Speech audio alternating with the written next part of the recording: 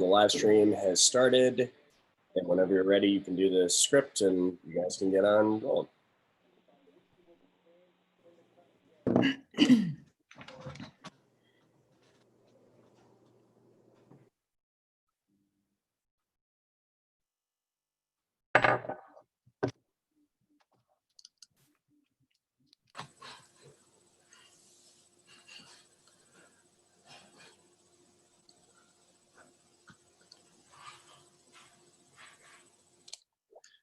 Okay, welcome. I am State Senator Jay Kahn, Chair of the Senate Education and Workforce Development Committee. Today we're having a joint meeting of the Senate Education and Workforce Development Committee and House Education Committee for the purpose of attaining information regarding the reopening of schools in New Hampshire. Before I get started, I will read through a checklist to ensure that the meeting that we are holding is in compliance with the right to know law. Sounds coming through, right? Correct. Yep. As chair of the Senate Education and Workforce Committee, I find that due to the state of emergency declared by the governor as a result of the COVID-19 pandemic and in accordance with the governor's emergency order number 12, pursuant to Executive Order 2020-04 and its extensions, this public body is authorized to meet electronically. Please note that there are no physical location to observe and listen contemporaneously to this meeting, which was authorized pursuant to the governor's emergency order. In accordance with the emergency order, I am confirming that we are providing public access to the meeting by telephone with additional access possible via video and other electronic means. We're utilizing Zoom for this electronic meeting. All members of the committee and selected legislative staff have the ability to communicate contemporaneously in this meeting through this platform, and the public has access to contemporaneously watch and or listen to the meeting on Zoom or YouTube and via phone by following the directions and links provided on the General Court website. We have provided public notice of the necessary information for accessing the meeting in the Senate calendar. We are providing a mechanism for the public to alert the public body during the meeting if there are problems with access. If anyone has a problem, please email remotesenate@leg.state.nh.us or call 603-271-3043. In the event the public is unable to access the meeting, will be adjourned and rescheduled. Please note that there will not be votes taken during this meeting, but should there be, it'll be done in a roll call manner. Finally, let us start the meeting by taking a roll call of attendance, where each member will state their presence. Please also state where you are, if anyone else is in the room with you during the meeting, and all of that is in compliance with our right to know legislation. So I have a roll call of members before me. I'll just continue to run through this. Unless Mel, do you have a list of House members in front of you? No, I don't, but we can look at the screen and call them. Yeah. I give you those too. I have the list, so I'll just run through this. And, Senate members, Senator Ruth Ward. I'm here at my home in Stoddard and I'm alone in the room. Thank you. Hi, Ruth. Senator John Morgan.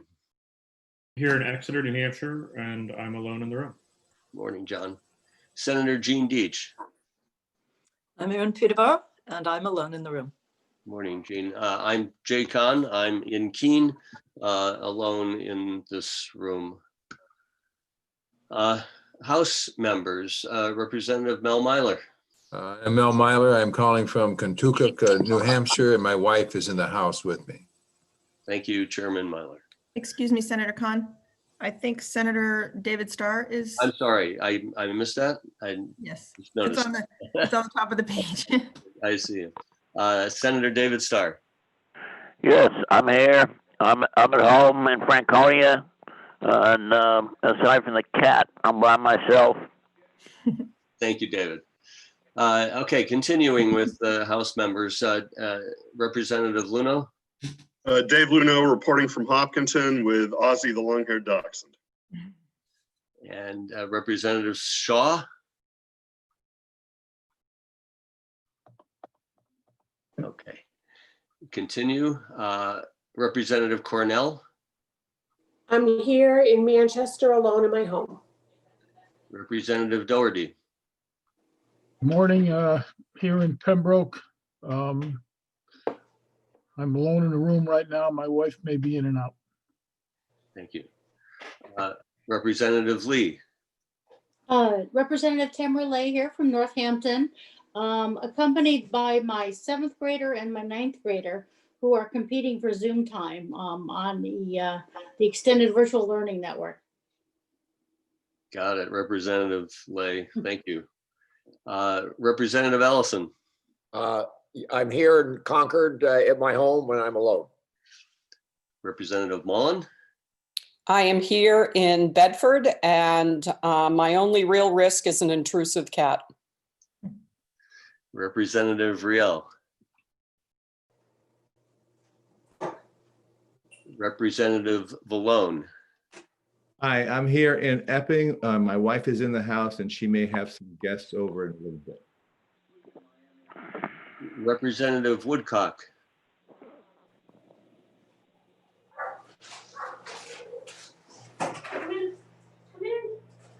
Representative Ladd,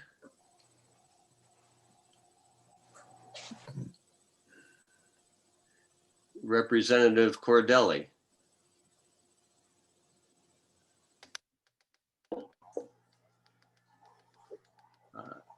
Representative Elliott,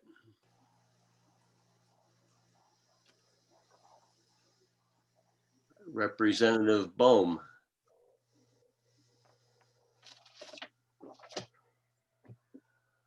Representative Wolf,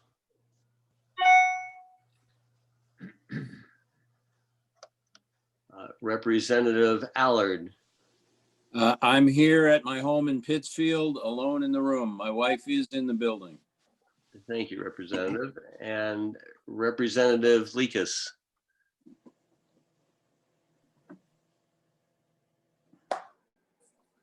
Okay, I think, did you call Representative Tanner? I may not have done that, and I don't see her on my list, but I'm here. Sorry about that. Linda Tanner. I'm in Provincetown, Mass, and I'm in the room alone. thank you, Representative Tanner. Okay, have we called all members? Very good. Well, let me thank the many members of the House and Senate Education Committees who are present today. We are following up with a presentation on school startup, which we held on July 21st. And at that time, we committed to asking the presenters at the end of that session, would they be willing to come back post-school startup and reflect on what went well and what challenges they feel remain with the start of the school year. So to the 24 presenters that we had at the last meeting, and to those that we may have added a couple principals, I want to say thank you for arranging your time for a second day to join us. In preparing for this meeting, we did get a letter that said, why were we not inviting presentations from parents? And I just want to make a couple of points to that. First, We have also not invited students nor a member of the Health and Human Services staff, nor have we sought specific information from the Department of Education, such as summary results from the 50,000 surveys that were taken by the START committee in advance of the school year. We are simply following through with that commitment at the end of the July meeting to ask the two questions in particular of our panelists, and that's the structure of this meeting. This meeting is not a hearing. We don't have testimony on any particular bill before us. This is these are informational presentations, just like a budget presentation or a presentation on school enrollment. These are invited presenters to inform a meeting of the House Education and Senate Education and Workforce Committee members.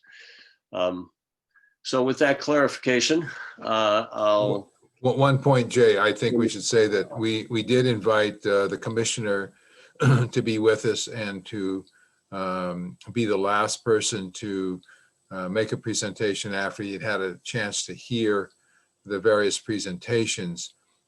We did know that there is a governor and council meeting going on today in which he had some obligations that he was unsure of exactly what the obligation was, but Jay and I did receive word yesterday that he will not be able to be with us today. Thank you, Mel. I offered to rearrange our schedule to his availability, but I had not heard back. So I'm assuming that everything that Representative Myler just said is the case. In any way, we will continue with the schedule that's in front of us. We've exhausted our first 15 minutes. And that first panel is a superintendent's panel. And I would invite those to be, I see you on the screen, so you are active.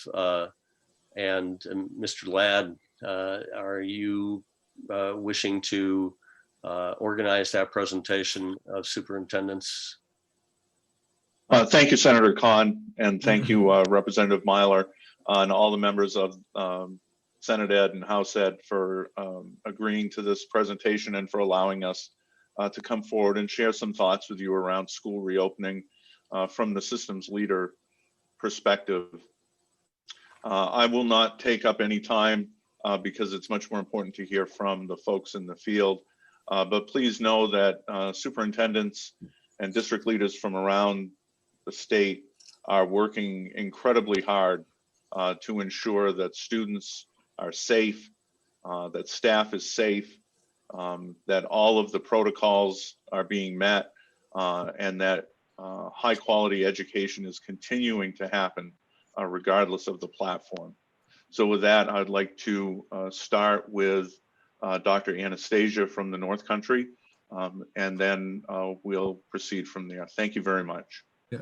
Thank you, Carl. And I do want to say one more thing. We really appreciate your folks, all the presenters who provided testimony in advance of this hearing or presentations.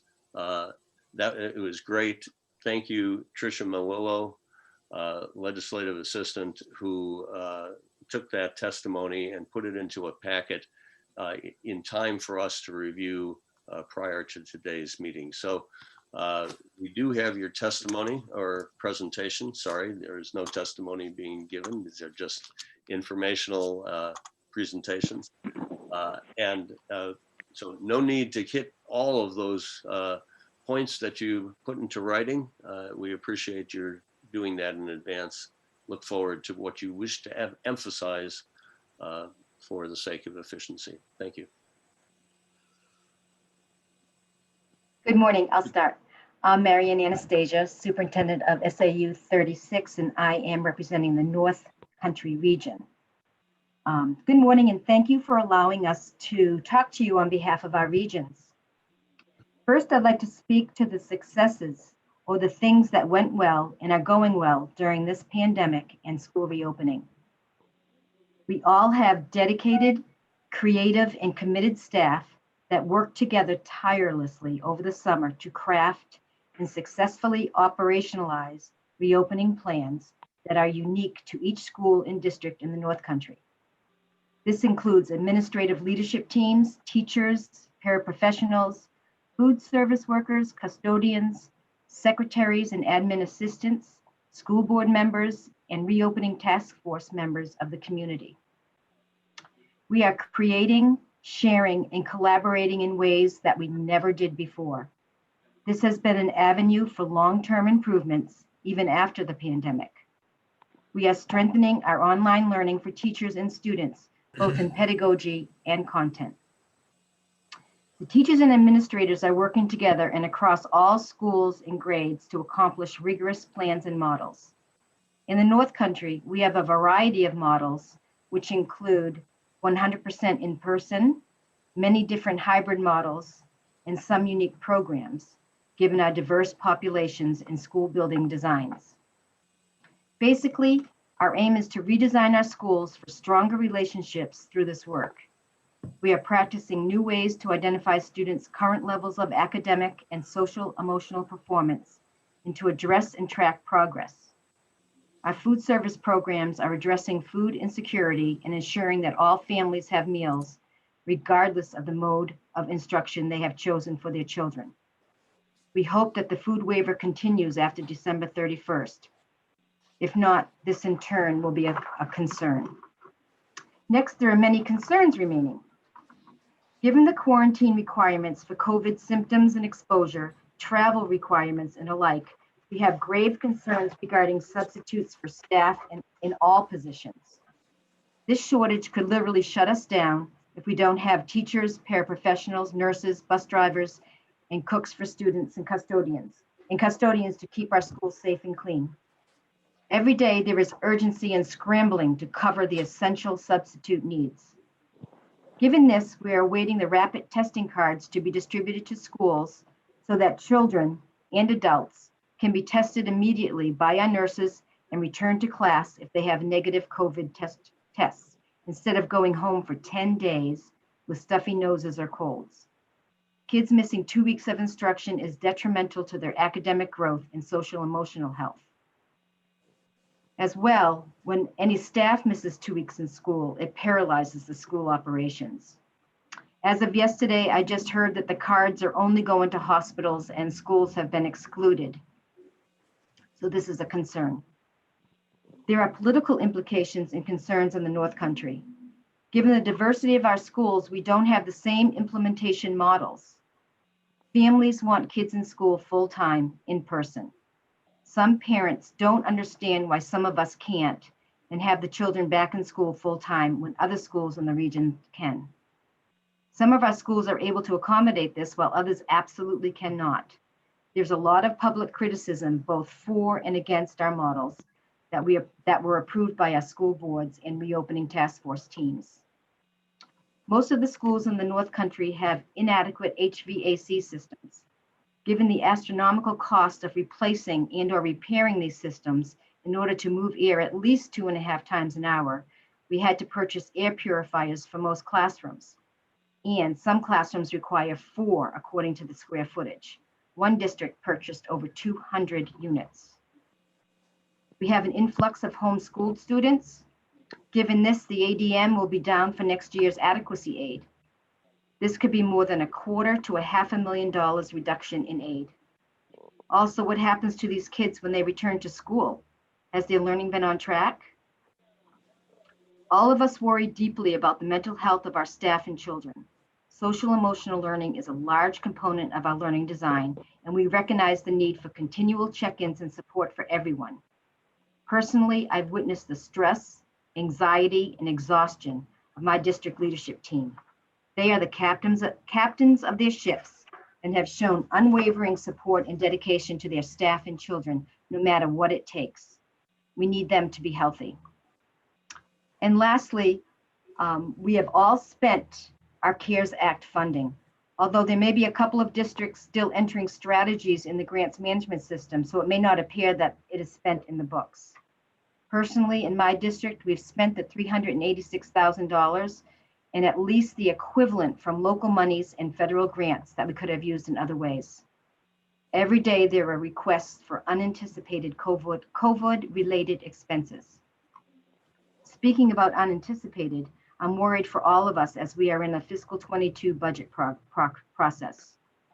What type of COVID-related contingencies are we building in? The extra staff that we need to hire? Nurses and custodians, PPE, extra teachers, infrastructure, busing costs, technology needs, online platforms? The list goes on and on. I haven't figured out how this will play out in the budget yet, but if the costs are similar to this year, we simply do not have the money, nor do our communities. We will need assistance in order to open our schools if the pandemic continues into next school year. Thank you.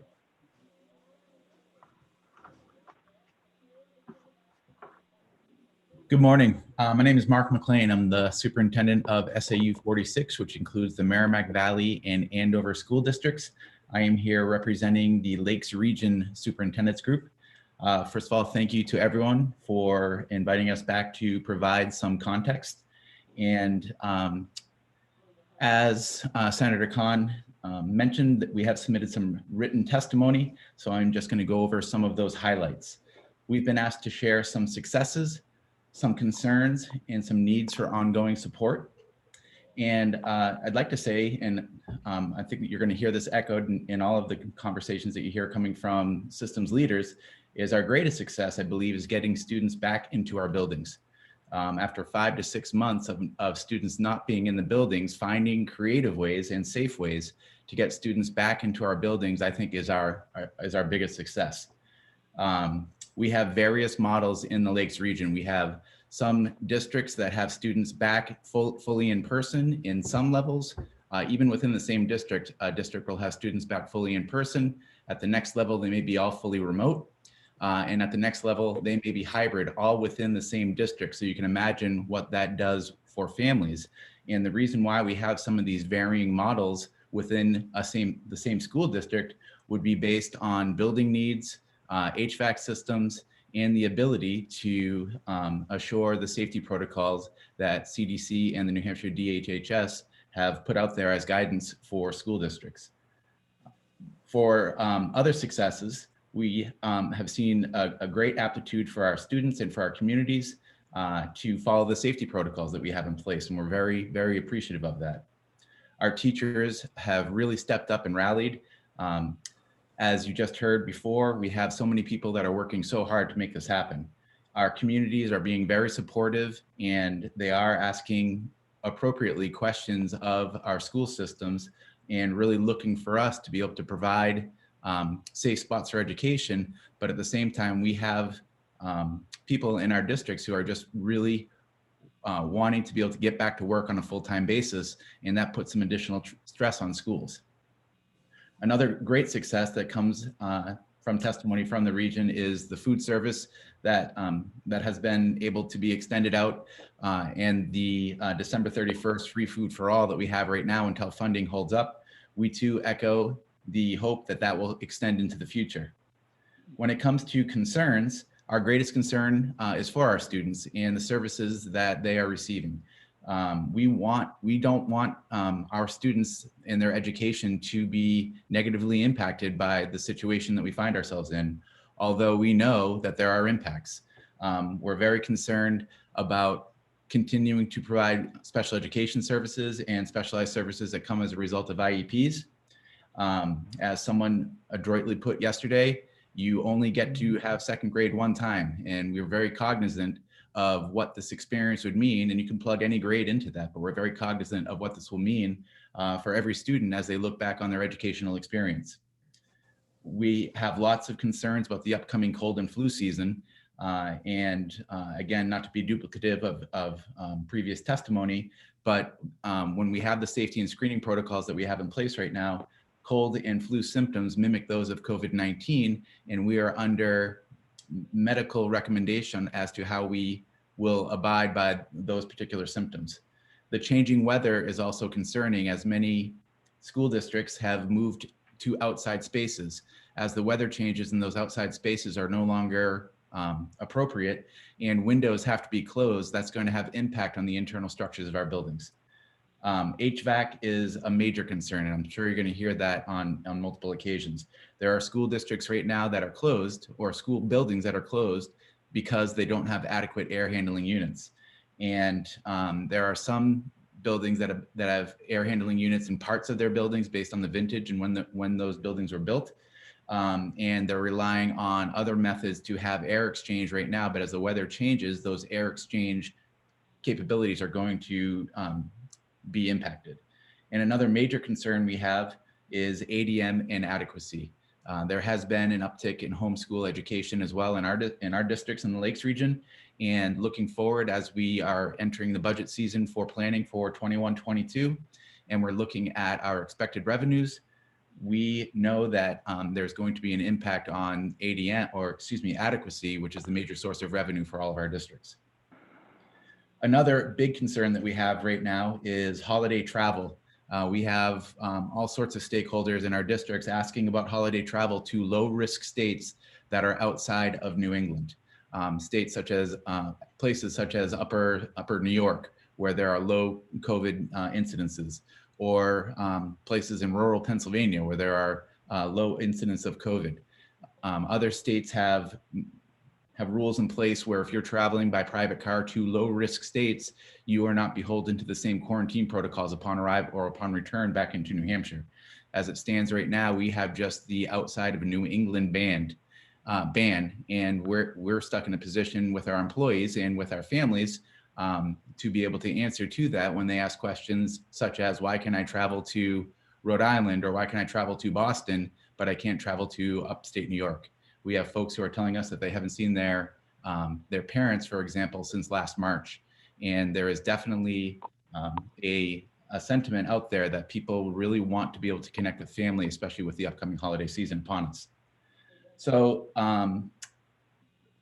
last concern is for our families in our communities. It's not the last concern, it's probably one of our most prevalent ones.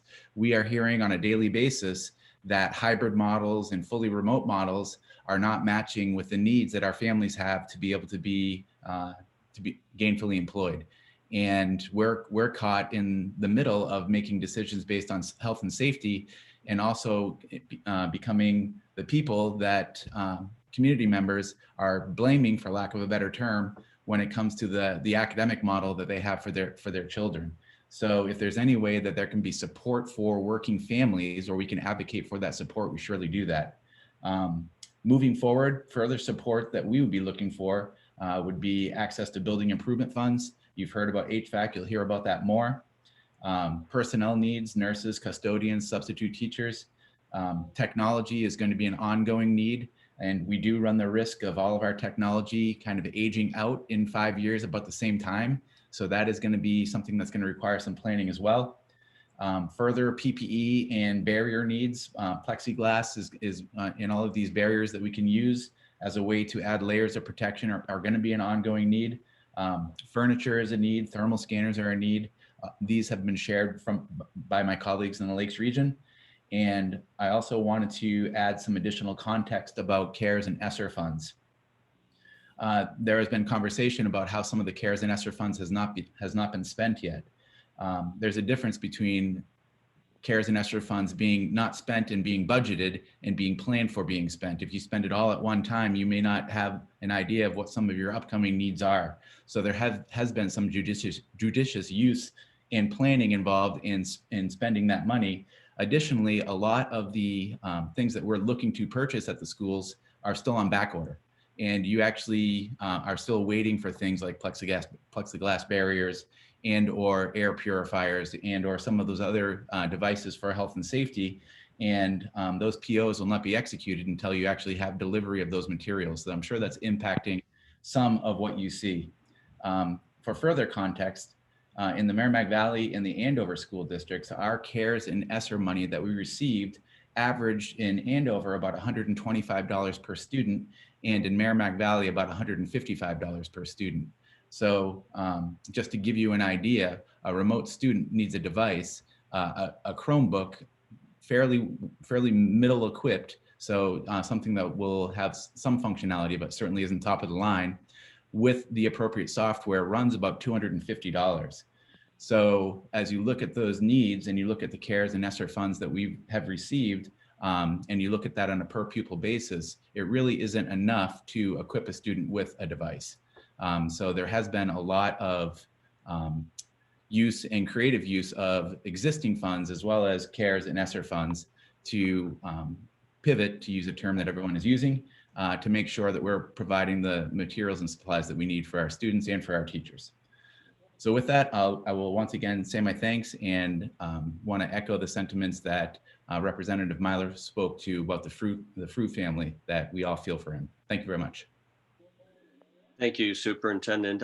If I could just ask you one question there, because we don't have a Department of Education spokesperson with us. Sure. The ESSER funds, these are the CARES funds that were directly set aside for schools and COVID-related expenses. Those funds can be expended through the entire school year. Can you confirm that? In our district, we've already spent those. So we had 374,000 in the Merrimack Valley School District. And so people can check my math, we have about 2,400 students. In Andover, we received about $30,000 for about 240 students. So we spent it right away and budgeted it right away. So I believe they can be spent through the end of the year, but I don't say that with any sense of assurity. I just know that we, in the budgets that I control, spent it as soon as we could. I guess one of the things that we might get from the superintendents as others begin to testify is if those dollars are available for the whole year, how much more might you be able to have spent over that year? In other words, if there were state CARES monies that covered you for the initial startup, the ESSER funds actually have a longer spending period, so they might be able to be covering these extra expenses that you're talking about if there were other funds. We'll continue to try to dive into that with our other speakers. Thank you very much, Superintendent Mclean. I'll jump in next if that's okay. Hi, everybody. I'm Lisa Witt. I'm the superintendent in the Monadnock Regional School District. And I also want to thank you for having us back to continue the conversation and talk about our successes, our concerns, and other things related to COVID as we've moved into the school year. I represent the Southwest region of superintendents. And I could echo much of what Marion and Mark have stated as successes. And I think, a huge success and a positive that we've in the Southwest have all commented on is just the power and the support of our communities and our employees and our teachers as we've moved through this process. Mark talked a little bit about, for example, he talked about some of the resources being difficult to obtain right now, plexiglass barriers being one of them. And, we had that experience, that same struggle, and we were able to buy plexiglass and access our own internal capacity, teachers who have the expertise to build. And we built our own dividers using resources. So that type of get it done attitude, working together to find solutions, that has been a real shining star throughout this whole process. District to district, the planning teams varied in size. In Monadnock, we had 27 folks on our core committee that was subdivided further into 6 committees. I believe in Conval, there were a total of 90 people involved across several subcommittees as well. And so, and that's representative of entire, folks from across the community in different capacities. And so just to get to this point where districts have been able to bring students back in varying ways, whether it's hybrid, some districts are still full remote, and some districts have been able to come back quote unquote full return 100%. It's really, as Mark and Marion have said, it's really across the board, depending on the capabilities of your buildings, HVAC systems, the size of your classrooms, how are you able to adequately space to provide for social distancing. Here in Monadnock, a success I touched on in my testimony that I emailed was we structured our opening so that it was a very gradual opening. We front loaded several weeks with our employees prior to the return of students to have folks back in the building before we opened in a soft opening. And by soft opening, it was opening by appointment only for families, where families got one-on-one time with their teachers and administrators in the buildings, and had the opportunity to see firsthand the changes that had happened in our buildings, and to help quell some of the anxiety about returning and not knowing what they were returning to. We are currently across our district open in a hybrid model, which is similar to some of our surrounding districts. But as Mark pointed out, in a neighboring SAU that's a multi-district SAU, there are some districts within that SAU that are hybrid, some that are fully back, again, for a variety of reasons. But I think the biggest success overall has just been what has been demonstrated as the support of our communities and our employees to really commit to getting students back in a way that is safe for everybody. Concerns we have moving forward, I could echo, when you don't go first, you get to echo a lot. So I get echo what Marion and Mark talked about with the coming months in moving into the cold and flu season. How do we pivot out of the models that we have if that's what we're going to do? We have one district in our region that is planning to, part of their reopening plan was to reopen fully until Thanksgiving, and then they will go remote until after Martin Luther King Day in January. In our district, we were supposed to be hybrid, looking to come back full for November 2nd.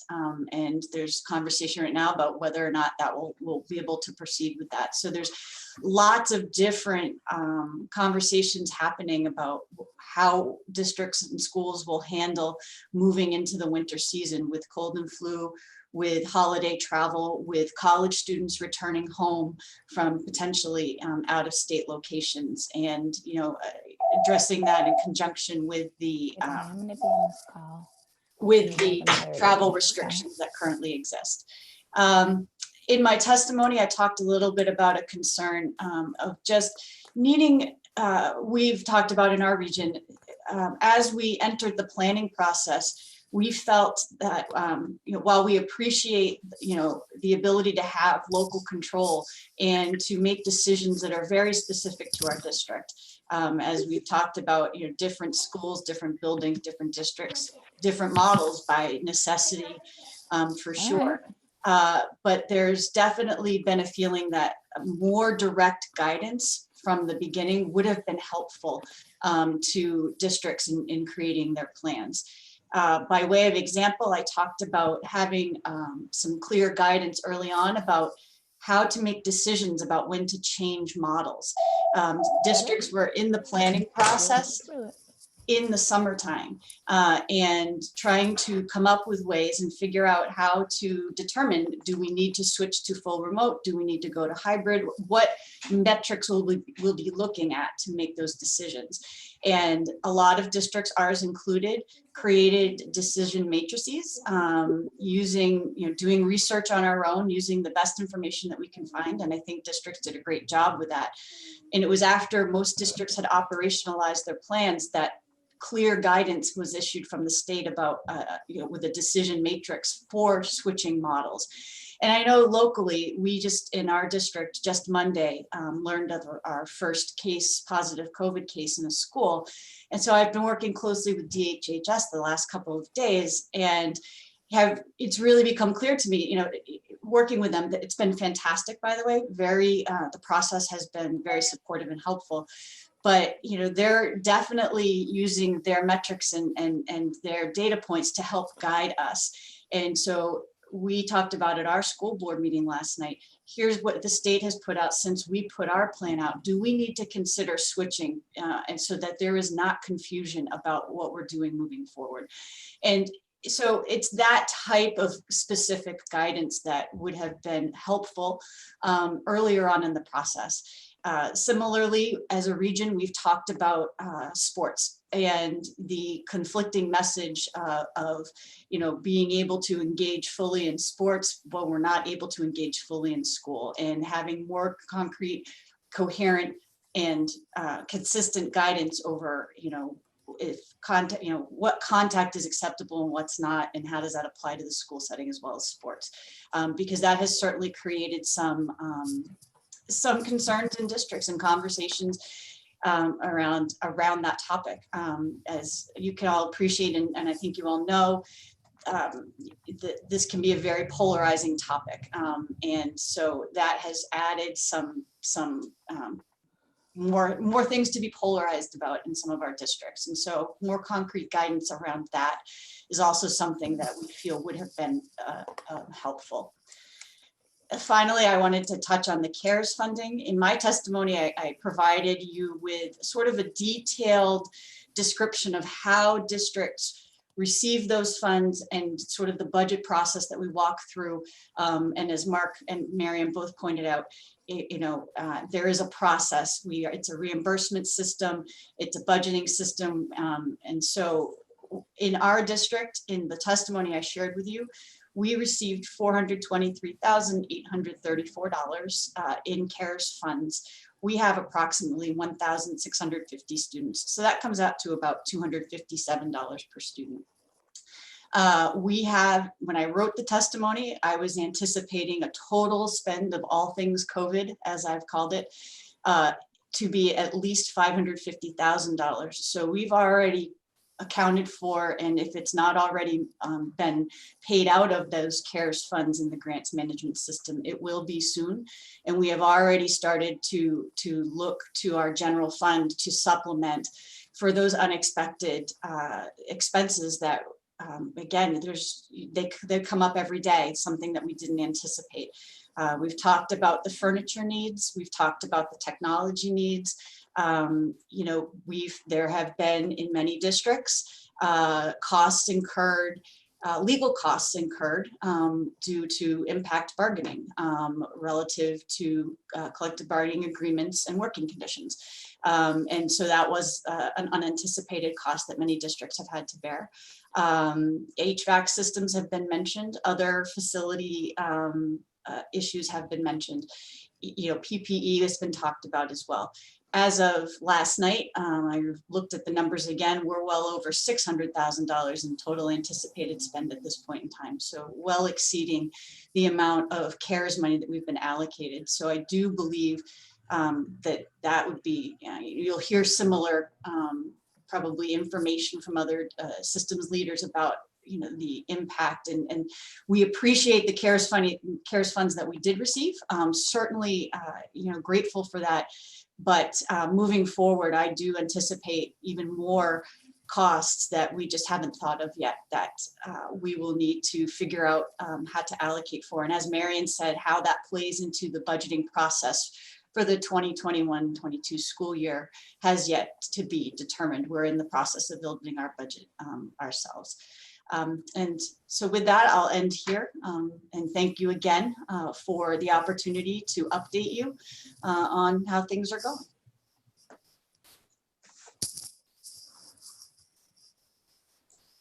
Oh, Senator Khan, you're on mute. Sorry, I'm muted. Thank you, Superintendent Witt. Next presenter, we hopefully have a few minutes to come back and ask you some questions. want to make sure we get through each of the presenters. I believe I'm up next for the South Central area. My name is John Goldhart. I'm the superintendent of the Manchester School District. The South Central area is a very unique part of the state.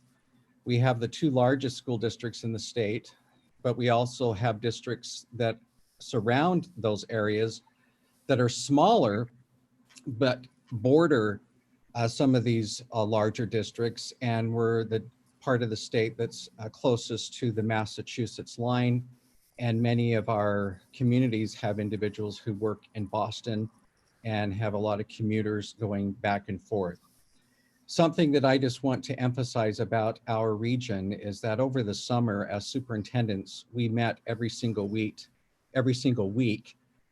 virtually and collaborated together to get through this situation. It's been a very, very hard process for superintendents. In fact, there was an article in Education Week over the summer that said that the role of the superintendent is now considered one of the worst jobs in America because of the current situation, because it's put superintendents in these lose-lose situations, and it's been very difficult. I've really appreciated the support of my fellow superintendents in this region, because we have really collaborated well together and have had a lot of good conversations together to be there for one another. For example, in our particular area, we have some districts that have all students back in their buildings. We have one district that is still 100% remote. We have others that are in hybrid, and just like other districts, it's everything in between in that area. As far as my personal experience is concerned, Nashua and Manchester are very fortunate because we both have city health departments, which makes a big difference for us because we have individuals that can help with contact tracing and provide us with true guidance in regards to how to have the plans work up front, where some of our colleagues do not have that. And I see the struggles that they go through not having that, and it's tough for them. And I see that with their work. Something that I wanted to address that's been difficult is that I know some of the districts throughout the state have been criticized in regards to funding, because it's been said, well, if you need more funding, why haven't your CARES Act funds been encumbered? And just want to reiterate again that many of us were trying to get as much FEMA funding as possible to be prudent and smart in regards to budgeting. And when that fell apart, we had to be able to scramble and decide what our needs would be. And also, it isn't very prudent, if possible, because in some cases you have no choice, to try to have some reserves in there for emergencies that may come forward in regards to COVID. So for example, just because of our size, our particular district, we had $5.8 million that we get to keep. We had more than that, but we had to give away many of those funds to our private schools.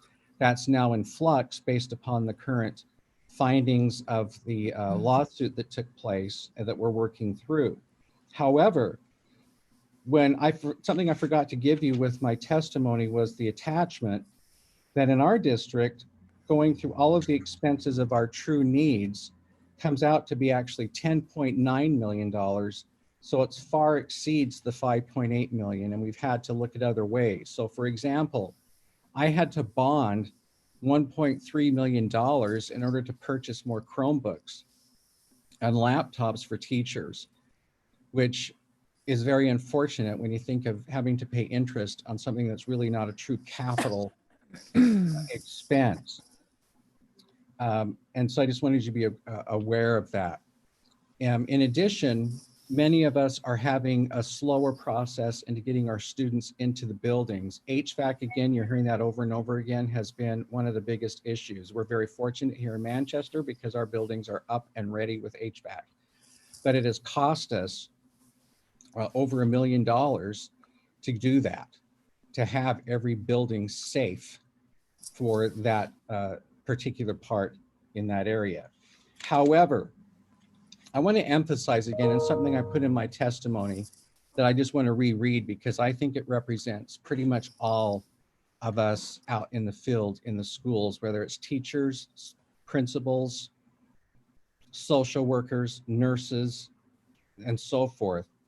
And that's just this paragraph, that my greatest concern is the social and emotional welfare and health of not only our students, but particularly the adults at all levels in our districts.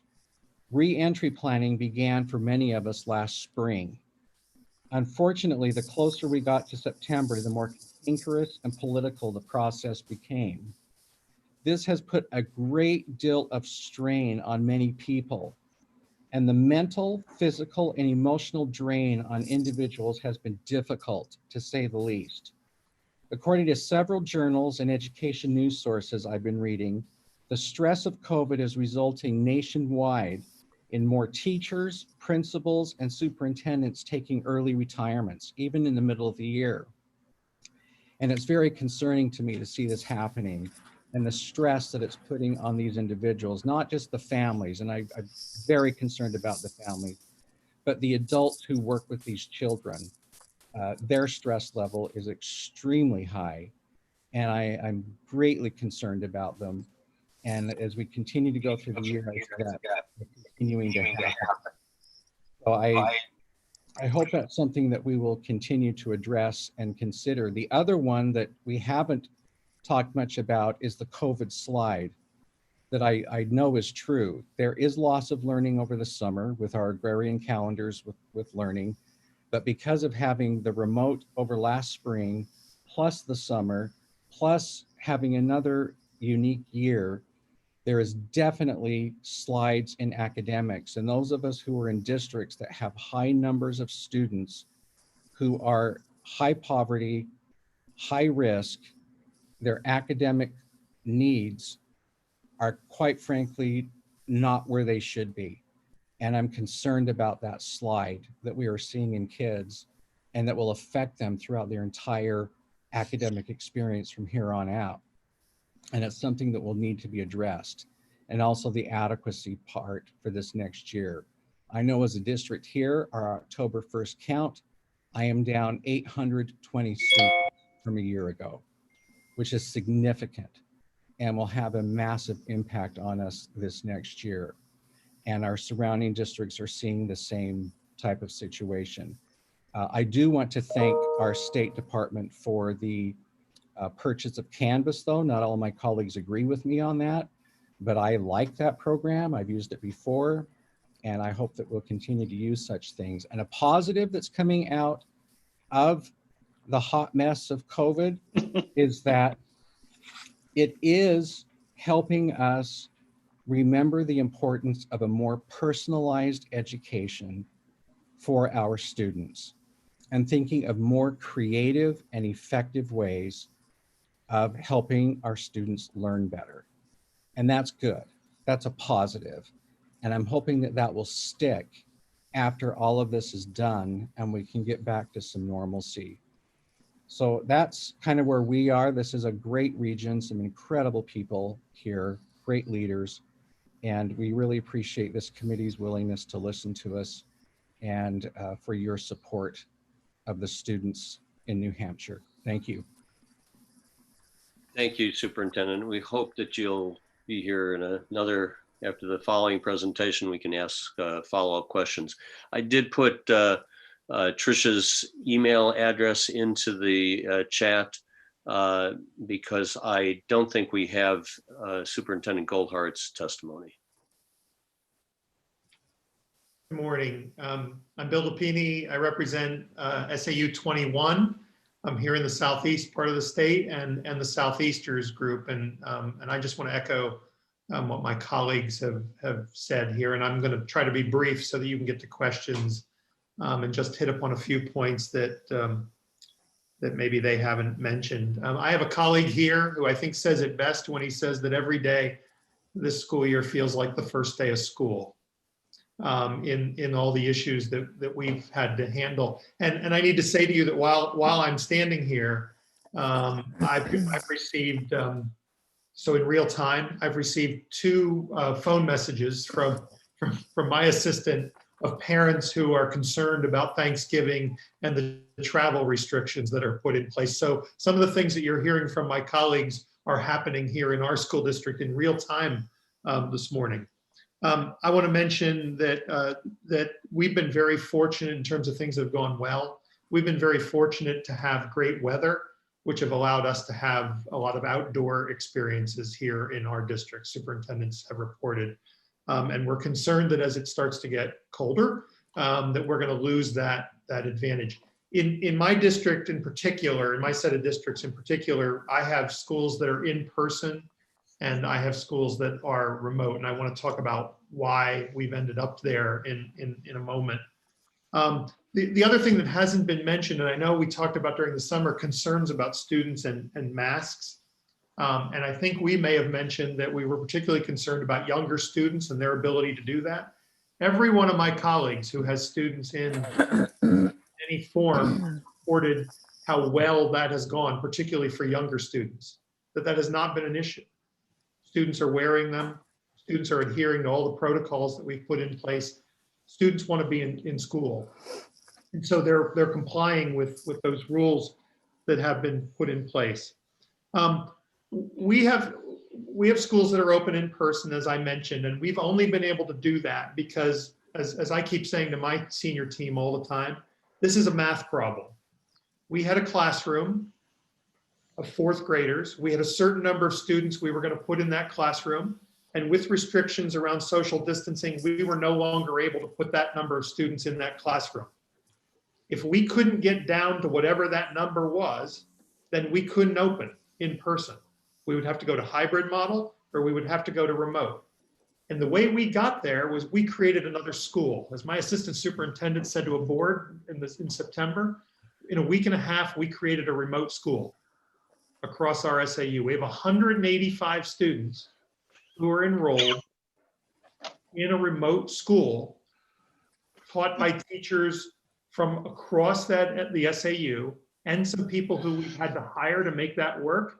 And that's how we were able to bring people in person. So even in a small school, I have a school in Southampton that is 84 students. We couldn't open with 84 students in that school. It wasn't going to happen. 20 parents, 20 students chose to go to our remote academy, which is what allowed the Barnard School to open in person. And there's a cost to that, right? We were able to take some of our teachers from our other districts to make that work, but we also had to add 3 positions to make that work at a cost of over $150,000 just to make that school work. One thing that hasn't been mentioned here, and I know you're going to meet with special education directors, including our incredible executive director of student services, Caroline Arakilian, who's here right now, to talk about compensatory services. We don't have a great handle on what compensatory services are going to cost at the end of the day, but we know from anecdotal evidence, from conversations, that there's a cost, and that cost is not getting as much attention as it needs to receive. So I want to agree with Marion's point earlier about budgets. We're trying to build budgets based on a set of assumptions about whether students will be in person, about whether they'll be remote, about whether they'll be hybrid, and we simply don't know. We've had FEMA dollars that were committed pulled away from us, which have had to factor into budgets for this year and our future planning. We have CARES dollars that we've been told school districts aren't spending them. I got $240,000 across 5 districts in CARES dollars, right? Most of those dollars went to Seabrook and Winnicott, and quite frankly, we were able to spend them quickly on items that we knew we were going to have in place in order to bring students back. And those dollars are gone.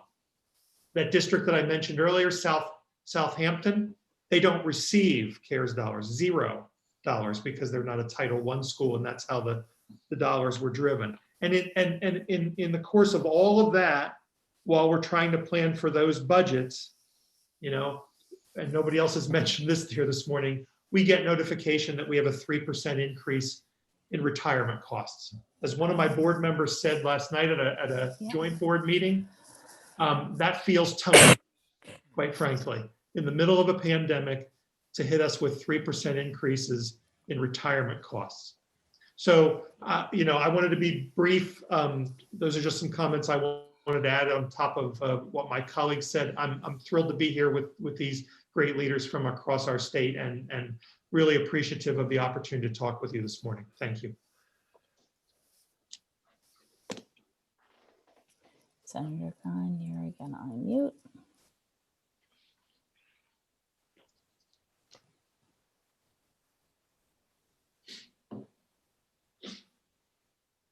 Sorry, thank you, Superintendent Lupini. If we could have the 5 superintendents back with us, we'll ask them some questions. My question is that, first off, the FEMA money, what was the guidance that you had that gave you a sense that FEMA was going to reimburse for some costs? Where did that come from? Because it sounds like there was a reversal, but I don't know what preceded the reversal that led you there to begin with. Can anyone address? I can. Yeah, go ahead. I mean, it was, no? John, Carl, you want to take that? All right. So it's unclear where that guidance originally came from. Senator Khan, I won't give you details, but I can let you know that in our district, the facilities manager was engaged, or the facilities director was engaged with the FEMA grant and was told that he would indeed get a FEMA grant. I think it was a reimbursement-based grant. And I believe others, please correct if I'm wrong on this, it was like a 75% reimbursement grant. Yes. And we were told that we received the grant. We had already budgeted for and ordered some things, and then we were told after that we wouldn't get the grant. Yes. Where did the information come from? Where were you told that you got I believe Department of Homeland Security. Yes. Exactly. So some impression of working with your local emergency management teams, that impression was left, and then the further guidance came that it would not be forthcoming. So Well, what was there an explanation on why that was withheld? I can dig in and find if there was a clear explanation. I believe it was just they received new rules and new guidance and had to rescind some of the promises that were made. That's Got correct. a letter like on a Friday at 4:45 p.m. saying that if you needed money from another fund, you'd have to go to your city by Monday, the following Monday by 5 p.m. So this withholding of this money then was from a federal notice that came from the feds? Yes. Yes. through Homeland Security. Mm-hmm. Yes. Can I jump in for a second, Senator Khan? Could I ask everybody if they have questions, they can just raise their hand. Some are using the chat feature, and for right to know purposes, we should do everything. You raise your hand and ask the question to everybody. That would be better. Thank you. Thank you, Tricia. The other piece to that question that I'm wondering, where do you, for instance, Superintendent Witt, you were very specific about $600,000 of expenses that you can account for outside of your budget that you're working with for this fiscal year. $420,000 of which there was CARES Act money that you had intended to use that for. So you've got an imbalance there. What do you do? Where do you go to fund something like that? Because that just seems like I don't know what you do. Do you have reserves? Do you put costs off into the next year? Are you going to have to save that in the course of this year? It's just unclear to me how you address that. And then, Mr. Goldhart, your schools are much bigger budgets. You mentioned 10 million and 5 million. that kind of difference.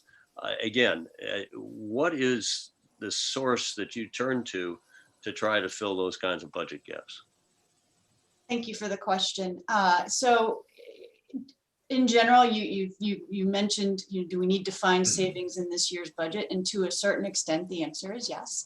For example, we have replacement equipment lines, and there are, typically we budget for cyclical replacement of certain equipment or furniture. And in this case, we've had the need to purchase additional desks in response to COVID, and so that has supplanted, in some cases, that replacement cycle. So at some point, we'll have to get back on track with some of the things we wanted to replace with the funds for this year, but we repurposed those funds for certain equipment items and furniture, specifically because we needed to because of COVID. We were able to, in some of our other grants, reallocate some of the funds to provide things specific for COVID. So we were able to rewrite part of our Title IV grant, taking out a planned use of those funds for a supplemental purpose to purchase additional hotspots to provide to families to be able to access the internet. Doesn't solve all of our internet problems. Even there are some places in our district that don't have cellular, but we were able to provide those to some families using grant funds. We have in our district, we added 1.5 equivalent full-time employees in guidance counselors, school counselors, to provide social emotional support across the district. One of those positions, we had a vacant position that we determined we could go without filling this year, and instead use those funds for one of those counselors, and we were able to use CARES funds for the other 0.5.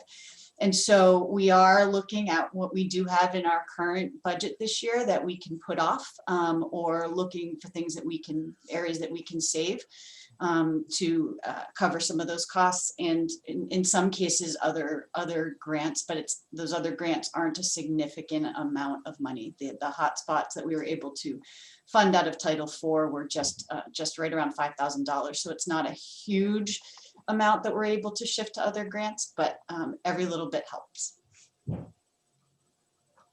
I will echo what Lisa says as well. In anticipation, I froze the budget for the summer, so the principals and teachers were not able to order anything over the summer. And then we reduced our lines according to what we spent in excess of our CARES Act. And we also accessed the Title IV and the Title V grants as well. And then on our end, we've done some hiring freezes in regards to needs because we knew our enrollment would be down. So we could utilize some of those savings. And then because we bonded to have the extra technology that we needed, that was another way to backfill some of those needs. And then we just are going to have to go without some of the things. So for example, we wanted to add additional hand washing stations in the buildings that could be permanent afterwards that were not in restrooms. I doubt those will be ever put in because we just do not have the funds to do that. The other thing that we won't do is, what's the other one on here? The water bottles. We were going to buy everybody permanent water bottles because all the drinking fountains are offers. They're called out here bubblers. But we've reached out to business partners and said, hey, if you put your logo on something, will you give us water bottles so that we can give those to students? And we've had a lot of partners we're reaching out to try to get more masks. We've been stockpiling so we can have those on hand, as well as the ones that the state has provided. I may also have to absorb, because of adding the extra ventilation with the HVAC, so you're bringing in that outside air all day that we haven't done as a savings. It will cost us about $350,000 more in electricity to do that. We want to take that out of the CARES funds, but I may have to just take that out of general funds, which then means I have to cut something else in the budget to meet that $350,000 additional energy cost. And then looking at the technology costs. We were able to get some funds in last year before COVID hit that really made a difference to help with the technology. And then we've had a great partner come forward. Really grateful for this group called Manchester Proud that's helped us intensely with getting immensely and intensely to help us with lining up some partners to add more Wi-Fi in our community, especially in some of our apartments that don't have any Wi-Fi. And that expense would be at least $120,000 more to get Wi-Fi in some of our areas where kids don't have it. Every little penny, as you know, just keeps adding up and adding up and adding up. The Chromebooks and the case, because we also have at least $200,000 we need for Chromebook cases. Because as you know, when you have that many Chromebooks without cases, they break. And then you have the expense of replacing them. And we'd love to get ongoing better technology for post-COVID life in the district as well. But right now we're just trying to meet our needs and not the wants, so that we get our immediate needs for safety and learning, and then looking at what do we really need, and then cutting out the others, because I can't pay for all of it. We just can't. Representative Tanner has a question.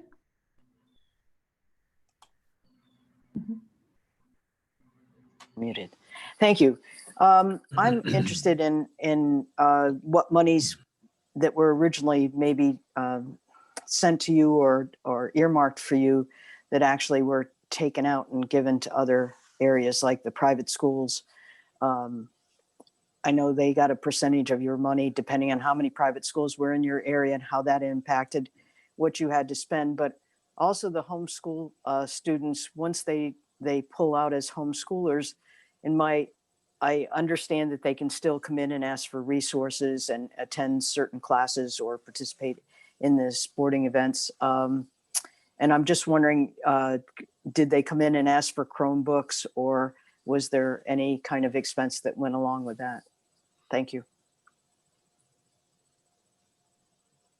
I know in Manchester, we gave currently at $700,000 that went out to the privates in our area. But that's in negotiation because of the court case. And we're looking through that right now. And we're holding off on all requisitions coming in from the privates because we want to meet what the court case has said. And it will not be the full 700,000 because we're going to follow what the court case said it should be.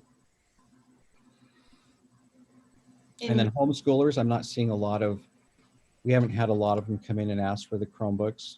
They usually want textbooks.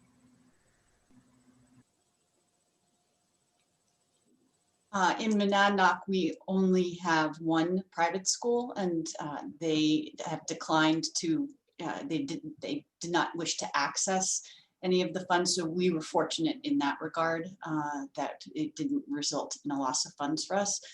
Homeschool, I can speak for our district. We have some homeschool folks who are just requesting access to resources, not Chromebooks specifically. And we've, as everyone else has reported, we've had an uptick in the number of homeschool students as well, which will impact our ADM. Similarly, in the North Country, we have a private Catholic school in our district, and they did not accept the funds. In our district as well, we had communications early on with our private schools and our charter schools, and the guidance when it comes to distributing the CARES money was confusing in the beginning, and there was also a caveat about being able to offer the services in kind. So we spoke about offering the services in kind and connecting with the schools in our district and allowing them, if we were going to provide training or if we were going to provide certain equipment or whatever through the CARES money, we were offering them the ability to access that within the district.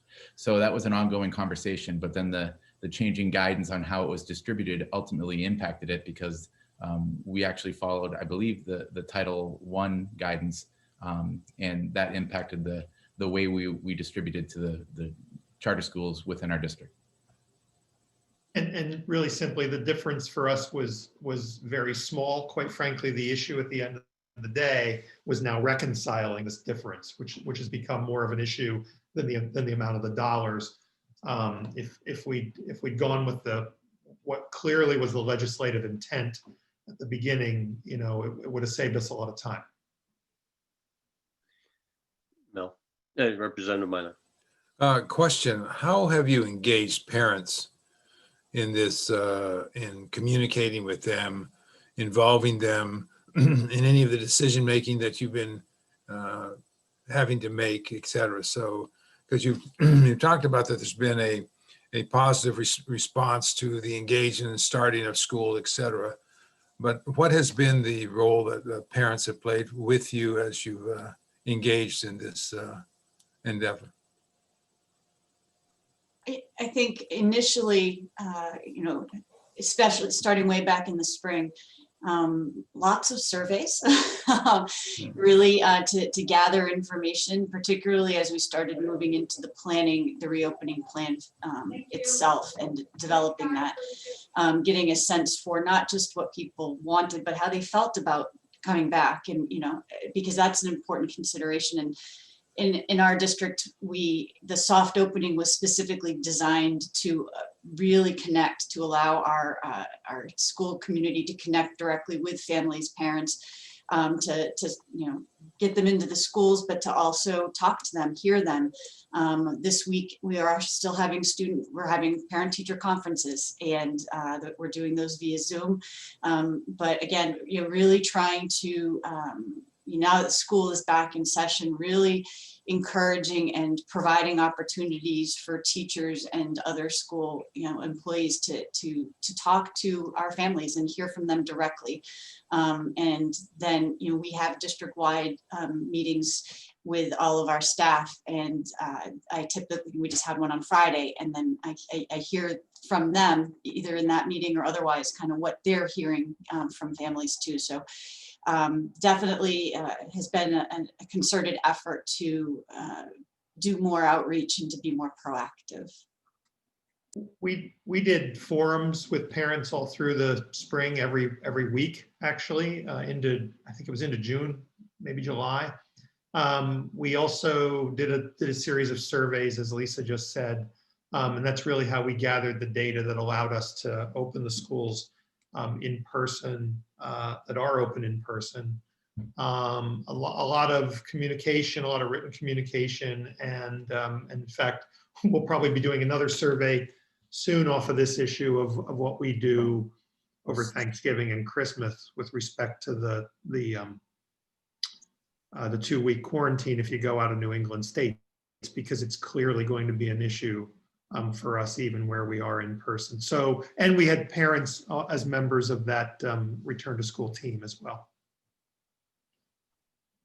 So similarly, in the Lakes region, we had forums in the spring, and in the summer we did a survey asking our stakeholders for their feedback and the model that they would choose.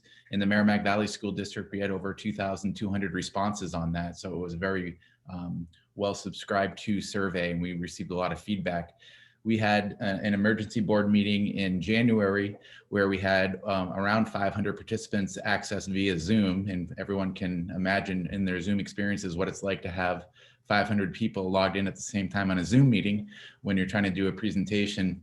And when the comment bar is open, it's like doing a presentation in the middle of a Twitter battle. So it's surreal in some ways. We are doing ongoing surveys and accepting feedback.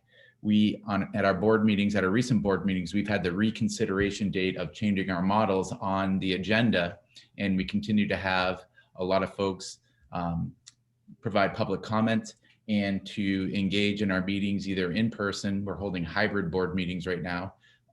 So we have some folks who are attending in person. We have some folks who are logging in via Zoom and providing comment that way. And it's really a daily deluge of emails and phone calls and communications regarding school.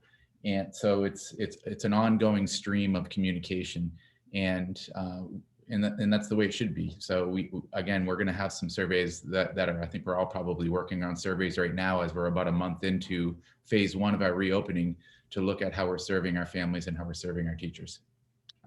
Yeah, the surveys have been great. They've given us good data. So for example, at the very beginning, we found 75% of the parents wanted to come back either in hybrid or full, but only 25% of our staff wanted to come back.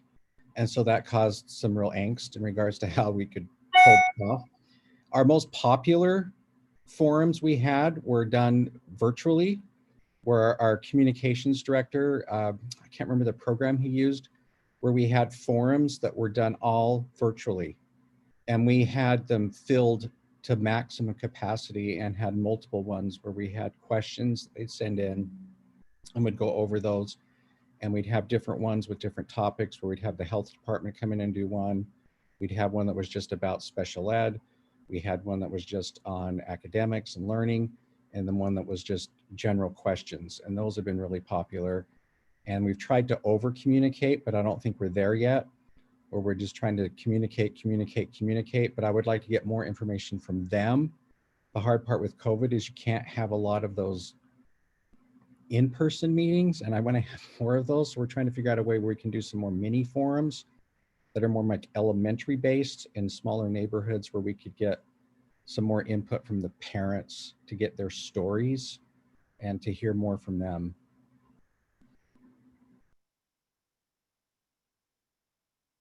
Thank you.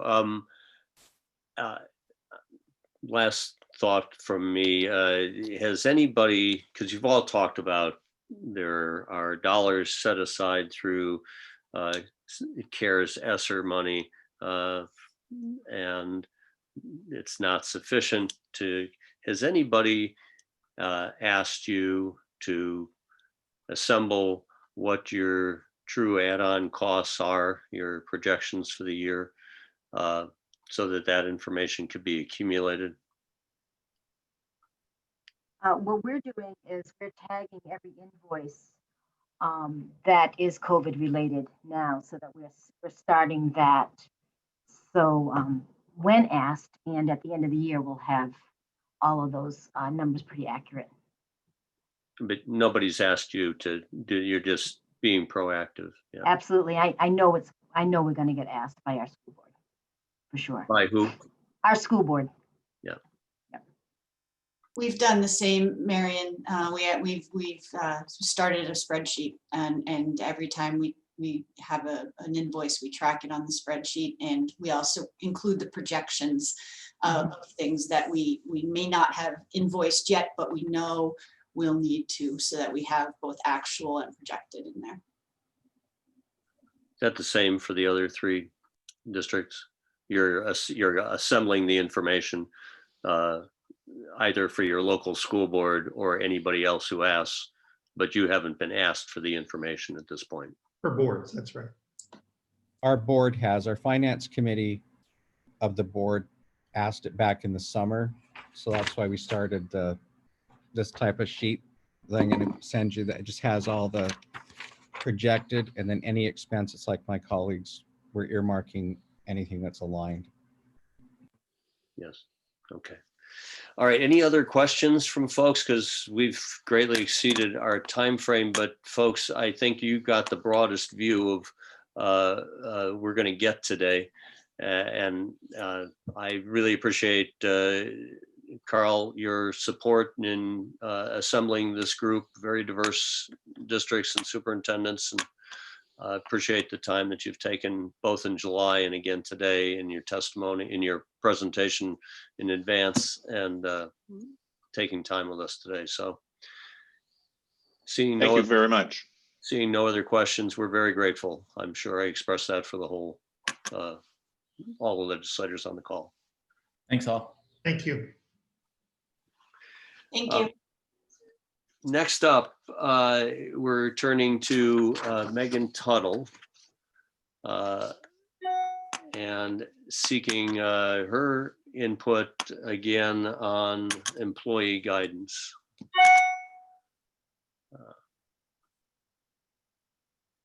Hi. Hello. Oh, good. I see you now. So thank you, Chairman Khan and Chairman Myler, for inviting me back to speak before this joint committee of the legislature's House and Senate Education Committees.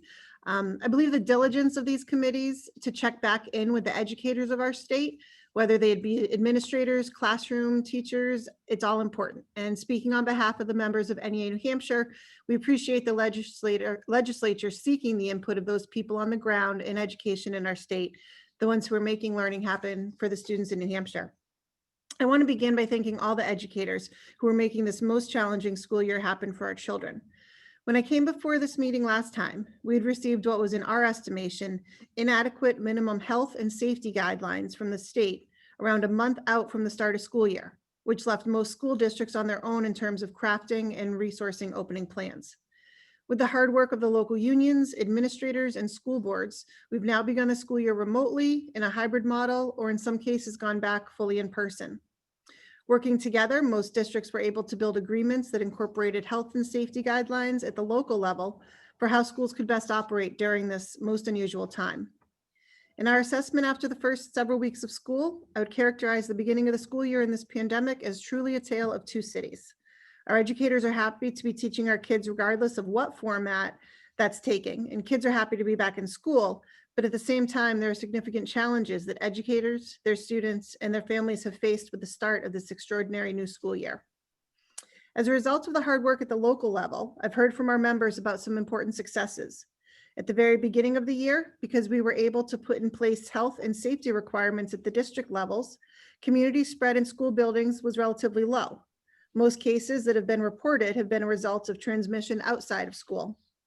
However, in just the last week, we've noticed the frequency and number of cases reported to us takes a noticeable increase. The stress of changing schedules from in-person to remote or hybrid on a dime has been stressful on parents of students, including those parents who are educators themselves. I've heard from educators about the new learning opportunities and methods that technology has afforded them during the times when remote instruction has been necessary. As one educator wrote to me, teachers are learning technological tools and how to integrate them faster than ever before. Schools had Chromebooks for many years, but many teachers did not have as much expertise in how to use the Google apps because they didn't necessarily have to. The ability for me to post a video mini lesson, have the kids watch it independently when I have a sub has been amazing. They're still getting the instruction. They can watch the video as many times as they need in order to reach a level of understanding. This teacher school district has been preparing to go remote, so this time has been useful to try to improve the digital literacy of the students and the families. In order to help, they offered a Google parent training. For this teacher, it was important for parents to know the ins and outs of Google Classroom, but also how to support their kids at home when it comes to technology. Another educator reported to me that the ability to watch YouTube videos to learn how to use the best of Google Classroom and their extensions, and that she has also been able to rely on her colleagues in giving advice with different programs and extensions for efficiency. There's been challenges still with technology. Despite trainings for parents happening in many school districts, there's still ample class time being taken up by teachers, having to guide students and parents or grandparents with signing into classes and assignments, in some cases, literally every step of the way. Some of the successes I've been told about who have reopened in person were with those districts who began with a soft reopening plan. One educator noted to me that her district started fully remote for the first week and then slowly added 2 grades per week in the hybrid model. This has worked out very well for them so far. The students have acclimated well to the safety measures they've put in place and are doing a lot of instruction in outdoor classrooms. The concerns come, however, when more and more grades are added into the buildings. There's a number of additional challenges that I would highlight after hearing about these first few weeks from our members in their respective school districts. Outdoor teaching is a challenge due to dropping temperatures and the distractions for students that come with being outside. Some subjects and classwork is more challenging than others.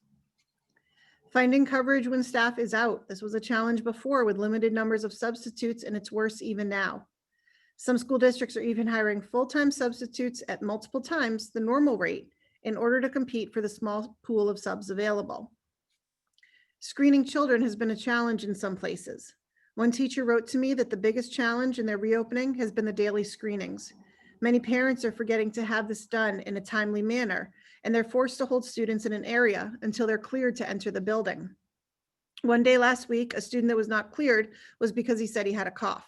This meant the student was immediately isolated until the nurse had the chance to fully assess the situation and have parents contacted.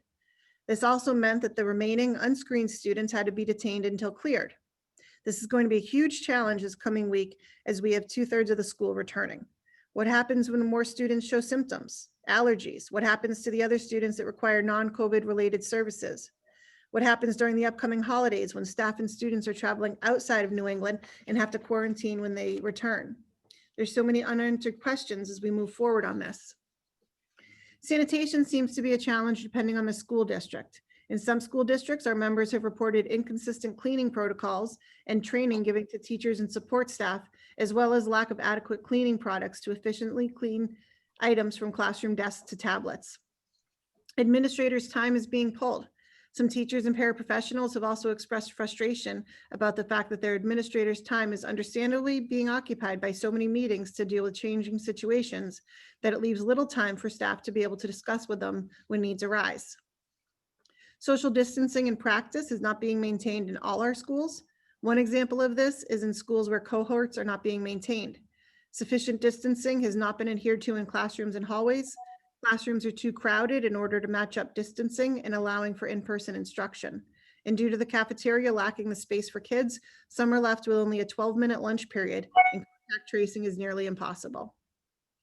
For those schools that are in person, the 5-day school weeks are long due to the kids' inability to switch classrooms because of the cohorts, and they're struggling socially because the only time they see their friends during the day is outside for 20 minutes at recess, for example.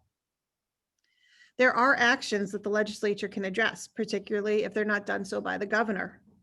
The workers' compensation presumption. At the time of our last meeting, a letter was sent to Governor Sununu explaining the need for educators to be part of Executive Order 36, an order granting prima facie presumption for first responders who acquire COVID did so on the job. To date, there's been no response from him or his office. This is simply unacceptable. When violence was the issue of the day, educators were expected to take a bullet for them and were considered first responders. But for this deadly disease, it is expected we will go into the classroom, and if we get it, stay home with no workers' compensation for it. We're hoping that Congress passes additional funding for our schools. As I'm sure you're hearing from the administrators and you just heard from the superintendents, much if not all their CARES Act money has been used or committed already, and many of the costs associated with maintaining a school during this pandemic are ongoing. Last month, I also testified before the Gopher Committee suggesting that some of the remaining unspent money be directed to help schools. Just this week, the CDC issued guidance that COVID-19 can hang in the air for minutes or even hours. Now that the CDC has weighed in on the issue, the state ought to be helping our districts, many of which have old school buildings, poor HVAC systems. They need to be helping them with upgrades and replacements in order to help keep our students and staff safe. When the legislature returns, I would urge them to pass legislation that requires minimum health standards be set for schools by DHHS. As you've heard from the challenges presented by some of the stories I've heard, we need to get more serious about this as a state. We've not even entered what many health experts have said will be the worst part of the year. Without consistent standards across school districts for in-person school, I fear we're inviting an enormous problem.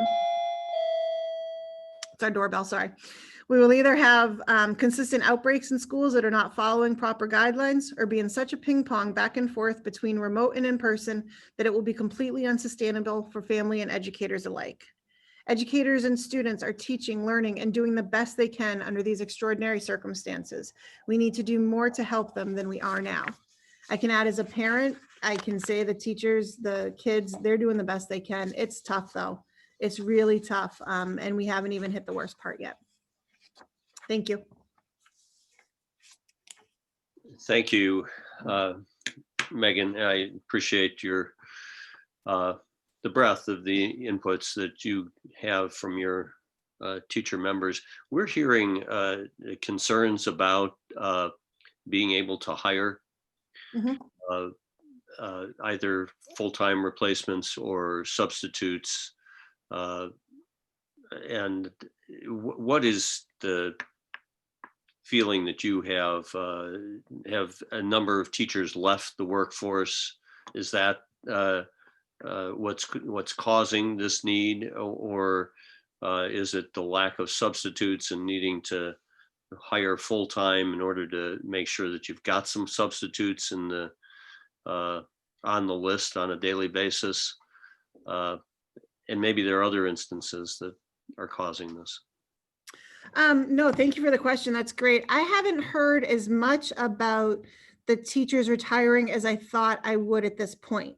The big issue does seem to be more of the lack of substitutes.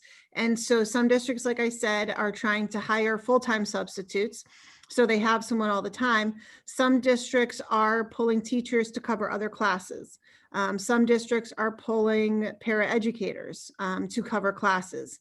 And this can get into, a sticky area. There's one district that I was told was having the teachers work through lunch and paying them because they needed to get kids taught because of the lack of subs.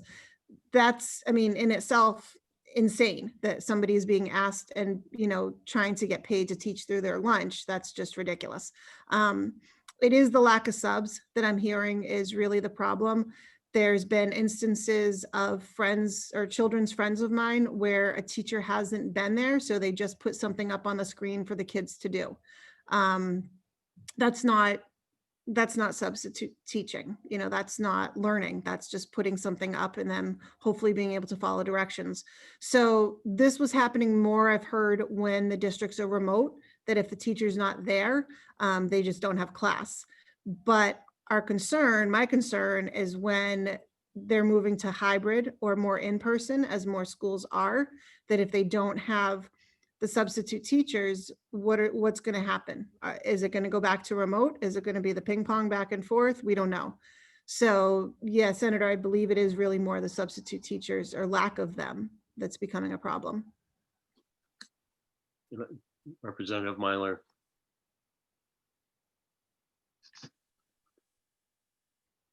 Thank you. Are you hearing from your members anything about this academic slide based upon just the chaos of how schools are being conducted right now and the concern about continuous learning? Are you hearing anything from your membership about that? Nothing in terms of it's a glaring problem, but I'm not saying that it's not. What I'm hearing is they're struggling to make it through where they're at. So they're doing the local and the quick assessments on the kids. I know that there's concern about the state testing coming up that the commissioner is doing in the fall because there's a lot of problems with it, but I'm not hearing so much of the slide. We know it's there. We know that there were gaps in the learning from last spring, but what I'm hearing really is, we're trying to make it through. The other issue that's happening, and I don't know how this is going to play into it, some districts that are going from remote into hybrid, the kids are changing teachers. And so I know my own kids in particular, 2 of my children are all remote right now, 2nd and 4th grade. When they go to hybrid and they start next week, they have to change classes and teachers, which means that they've built up a rapport for 3 weeks or so with this teacher that they've had. And now they have to go into a new classroom with new teachers and new expectations and new students, et cetera. They can handle it, but I fear it's happening more places than we know about. And, that's going to have an impact on the kids too, where they're at.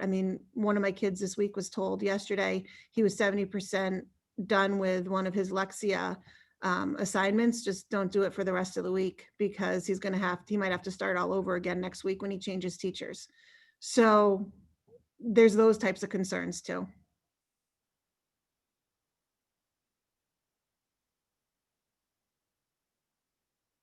Do members have other questions that they'd like to ask at this time? If not, Ms. Tuttle, thank you for taking time today and keeping us posted. It's appreciate your efforts. Thank you very much. Thanks. Okay, we are going to ask our special educators who were invited to return now, and I'm not sure the order that you're planning to go, but I see that you're present with us. So please, however you organize this, and thank you for submitting your testimony in advance, your presentations in advance. Senator Khan, I'll start, and I just want to thank all of you for the opportunity for our special education administrators to have a voice at the table. Today we have Rachel Borge, who is the Director of Special Services from Hudson. We have Ben Nestor, who is the Director of Special Education for Claremont and Unity, and Caroline Arkellian, who is the Executive Director of Student Services for Winnicott and the surrounding districts in that SAU. They are going to speak with you today about the successes and challenges related to re-entry to school as it relates to special education. And before they begin, I just want to recognize all of the leaders of special education for their dedication, time, and innovation that has been put forward to meet the very diverse needs of some of the children we serve in New Hampshire. And I'm going to turn it over to Rachel to start, and you will hear some of the successes and challenges from her district and the region. Rachel. Great. So as Jane said, my name is Rachel Borge. I'm the Director of Special Services with the Hudson School District. I am just really thrilled to be able to come back and talk to you with my colleagues about some of the strengths and challenges of this reopening process. Like others, Hudson began planning for fall 2020 well before the 1920 school year was through. Planning continued through the changing landscape of summer 2020 and culminated in a plan for us that allows for face-to-face instruction, remote options, and the flexibility to transition in between structures as health conditions warrant. When we consider students with unique learning needs, specifically those with educational disabilities who require IEPs, within these structures, it's important that you have just a little bit of context. And I did put this in my written testimony, but just for those who are watching online, Hudson has 3,185 enrolled students. 475 have IEPs, and the nature of those needs, they just run the full gamut. So some with very complex needs and others that are relatively minor to moderate. So really just a wide cross section. Our student response to the spring 2020 remote learning was comparably varied to the experience of their non-disabled peers. So we had students who excelled and students who found it very challenging. Out of our 3,185 students for fall, 613 have opted to go into a remote learning model, full-time remote. 96 of those students are students with IEPs, and out of those 96, 12 students have opted to come into our buildings for some face-to-face services, either all or portions of their special education related services. Now, all of that said, when we reflect on our reopening process, it really was successful. It was just a pleasure to walk in the buildings on the first day of school and see all the kids excited to be back, see the teachers happy to see their students again. Leading up to that, we were so anxious. We worried about how is it going to happen? What's this going to look like? Will kids comply? Will they wear their masks? Will they social distance? Will they be afraid? Will they have forgotten how to do school? Which is huge, right? That's the biggest learning curve every kid has, is what are those expectations when you walk in a classroom? Ultimately, when the doors opened, we saw very quickly that kids were happy to be back. They were good to go with their masking requirements. And most of them, even though they weren't really thrilled about social distancing, they did it. There's, especially at high school, they want to come in, they want to hug their friends. We know we can't, and they were begrudging, but they complied. So our families also have just been so supportive. We have been just really, really fortunate to have a community that recognizes how challenging this has been. And they are they have our back. They know that it's just such an opposing motivation. We have to open up schools in a warm, nurturing, welcome scenario, but we also have to have all these COVID restrictions on top of that. And those things don't necessarily play well together. So our families have been very understanding of that. And we're just very, very appreciative of that. One thing I think that we've kind of framed in this whole piece is for our students that we were most specifically concerned about. We had target populations that were very concerned about, geez, are this specific group of kids going to be able to tolerate a mask? Are they going to be able to wear a mask?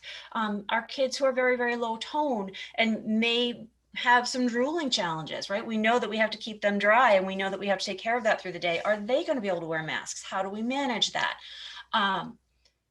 And I will tell you that our staff have really taken on this challenge, as this is an activity of daily living now, right? Right up there with buttoning, buckling, tying shoes. This is something we have to teach our kids, and our students are learning and they're doing a great job. So we're really excited about that. That said, it's not been easy. Hurdles have been and will continue to be many. Supplies, staff, substitutes, they're all in short supply and in very high demand. So some products that are becoming more readily available that were not before, others are still very, very difficult to get. So for example, for our own district, we had ordered out of a predetermined plan an allotment of laptops that would be deployed to students. And now we're learning that they're not even going to arrive. Even though we ordered them in May and June, they're not going to arrive until January. And this has to do with some federal pieces, the parts that are made in China that have to be delivered here. So it's bigger than just New Hampshire. But that's a challenge when we've already deployed each and every one of our student devices to the extent of our inventory. We just don't have any more. So as we look at potential to have to transition to a more remote format, whatever that might be, whatever changes we might need to do, we're very concerned about how do we then support access for students when we've deployed everything we have. Our districts are also coping with some real life consequences of just living and having school in a COVID environment. Staff are still fearful. They worry when someone is absent, whether it be a student or another staff member. They wonder about what personal impact it will have. Staff and students will have symptoms. They will get a runny nose. They will have a cough. They will have allergies. Things will happen. Or worst case, they're actually exposed to someone and have to quarantine out of DHS guidance. These things will happen, and we have to respond to that. Hudson has yet to have a school-related case of COVID-19 this fall, but our neighbors have. And so I've had an opportunity to speak with them. We know that when our teachers are absent, substitutes are needed. We know that we don't have enough. When a speech pathologist is absent, there are no subs for that. When a special educator is absent, subs are afraid to take the position. They're very apprehensive of that role as something that they're not familiar with and not ready to take on. Another challenge that many of our communities will experience are staff who are also parents. And if the students are in a different cohort in the daytime and have reason to have to quarantine or stay home, now we're also short of staff, not just students. So that's a significant challenge, especially in our smaller districts where you will find that more community involvement in the staff population, you'll have more staff who are also parents. The other piece is that if, for example, that speech pathologist is absent, we know that if she's absent, we need to make up her services. That's part of the deal. OSEP gives us very specific guidance on that. But there is no sub for that person, right? So we start to track what services we need to make up, but then when those backups become too big, we face into the insufficient bandwidth to be able to do that. So we look to agencies, but all of us are looking to those same agencies. And so now they don't have the bandwidth to help us. So it just snowballs. Not to mention that is also a much more expensive alternative. So we just need to be mindful of that as well. Other realities is that we have districts in our region that are considering accessing their emergency funds because they have expended their budgets. We have districts that are freezing spending as a result of COVID. And these are just simple realities that we're navigating. It is part of the challenges that are in front of us. Over the course of the summer, when we met with you, we talked specifically about Executive Order 48. So I'll just give you a brief update of where we are at with that. Districts across the state are reaching that end of their first 30 days of school. And that's the point at which IEP meetings needed to be held for every student who had an IEP. For Hudson, that's 472 IEP meetings. And I just give a breakdown of what that means as far as a fiscal impact. So you just have that perspective. So for 472 meetings, averaging about an hour a piece. So that's 472 hours of meetings. And that does not include preparation time for the teachers to gather their data to be prepared to speak at the meeting. So far, we have had 170 individual staff people involved in those meetings, most of them multiple times over again. And most often, Those are teachers that are pulled away from classrooms with some kind of coverage for their students, so the learning is impacted. When I look at the total dollar value of that time, and this is an estimate because honestly, the hours that it would take to find out the exact total is pretty monumental. But I estimate with an average teacher salary hourly rate, an average related service provider hourly rate, and I assume one related service provider for purposes of this argument, substitutes, prep time for the administrative assistant who has to coordinate the meeting and so forth. Our total estimated cost is $110,000. $110,448. The average cost per meeting is about $234, and sub costs alone, which would be that unbudgeted impact, is $17,936. So the outcome for all of that, though, has some positives. So our parents, honestly, they don't want to talk about spring remote learning. Okay, we know I am fortunate to have a community that is like, you know what, that was spring. It was not fun. We've gotten through, but let's talk about now. Let's problem solve now. And that's very much the sentiment that our community is bringing forward. As we've gone through all of these meetings, as of last week, I have very, very few students who have requiring compensatory services. As of last week, I'm still in single digits. I have more students where it's early yet, and we need to really assess how they've returned. We know that services took place in the spring, but let's assess the impact. So I have more students under 20, but still more students for which we need to gather more information, and we're going to come back around the table later if there are concerns.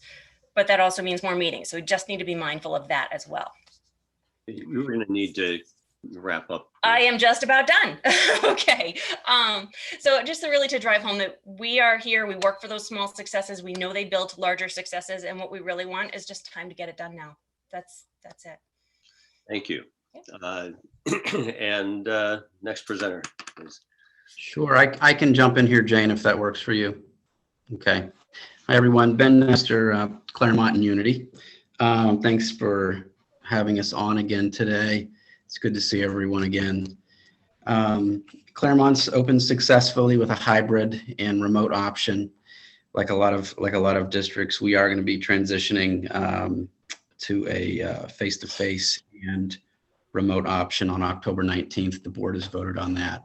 And so we've been in the throes of preparing for that, getting additional equipment needed to get the students in the building and meet their needs face-to-face. We also have a pretty large remote cohort as well. So working through those challenges is, taking a bit of time, but all of those challenges have already been articulated today, and I'm sure you've been hearing a lot about it from others in the field. Unity is a much smaller school, smaller classrooms, and so we were able to open face-to-face day one there. The staffing, I'll mention that. I don't want to try to beat a dead horse here. You've already heard a lot from Rachel.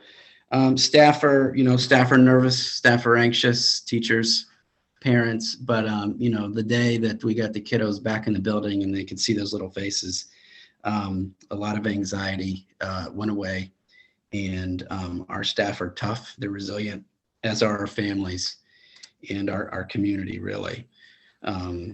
We got a lot of tough cookies here in Claremont, so we're going to work through this. We're taking it with stride like all other districts. We echo the same concerns that Rachel had around finding substitutes and paraprofessionals. We've had a number of resignations due to COVID fears and concerns, and so finding people to replace them is tough to do. So we are short-staffed. So we're getting creative. We're being innovative, like all other districts. Substitutes are very hard to come by these days, as you would imagine. There's a lot of silver linings to be had. Staff are far more comfortable with online platforms. I know all the tech directors are very pleased that that's happening. Ours certainly is. And that's going to benefit kids in the long run. I think a lot of this online work that we do is going to stick around post-COVID. Regarding fiscal issues and the Executive Order 48, all the fiscal issues have really been articulated well by the superintendent's group ahead of us here. Those obviously impact special education as well. I'll make a quick comment on the comp ed. We've completed all of our comp ed meetings, fulfilling the executive order as written. We've had a handful of students that are going to be receiving compensatory education moving forward. And our families have just been very gracious and very pleased that we've been hearing them out. But many of them want to just get the year underway, get their kiddo in some kind of a routine, and see where this goes. So very, very few cases where students have qualified or needed comp ed services, which I consider a success. If there is a negative impact of all of the comp ed meetings that were held pursuant to the executive order, it's the delay in getting services going due to the fact that teachers had to get out of their classrooms, not with kids, not preparing schedules, but rather in these meetings. That would be the true cost, in my opinion, of fulfilling the executive order. Last thing I'll mention is transportation. I think an earlier superintendent mentioned that simple math, and he's absolutely right. Transportation, classroom size, you can only get so many kiddos on a bus and social distance and so on. And so we've had to cut some of our transportation offerings to the district. And we're working through that now, especially as we ramp up for a in-person or primarily in-person model for October 19th. So we're working through it. Everyone is taking it in stride. And I do appreciate your time and letting our voices be heard. Great to be here. Thank you. Thank you, Mr. Nestor, again. And Ms. Helene. Thank you very much. Hello, everyone. I'm Helene, Executive Director of Student Services at SAU 21. I'll keep it brief. I think I'm your last administrator to speak today. So I just want to thank you for the opportunity to talk about the impact of some of the executive orders on special education since our last meeting. Dr. Lupini, our superintendent at SAU 21, gave you a little bit of a review as far as our reopening, our process in that at this time. Northampton, Lincoln Ackerman School, Seabrook Elementary and Middle, Barnard and Southampton and Winnicott High School all have different reopening plans. We have a combination, some in building and some remote. So as a result, we've started a remote learning option for K through 4. Northampton, Lincoln Ackerman and Barnard School, 5 through 8 are absorbed at Northampton and Seabrook Middle. However, for remote learning K through 4, teachers from all districts have come together to support 180 students who need remote learning due to COVID-19. So given that context, let me now turn to special education. The executive order that came out in late spring, early summer, requires that we all hold meetings for all of our students who qualify for special education. So our 30th day of school is actually today, October 7th. We've held literally hundreds of meetings during the first month of school. It's not possible to hold those without our regular educators, and they are not available largely over the summer months.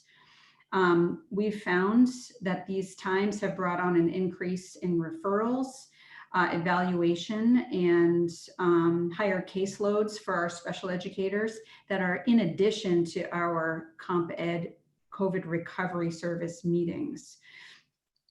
I'd also like to talk about Executive Order 64. So 48, we figured that out this summer. We made a plan and we got it done.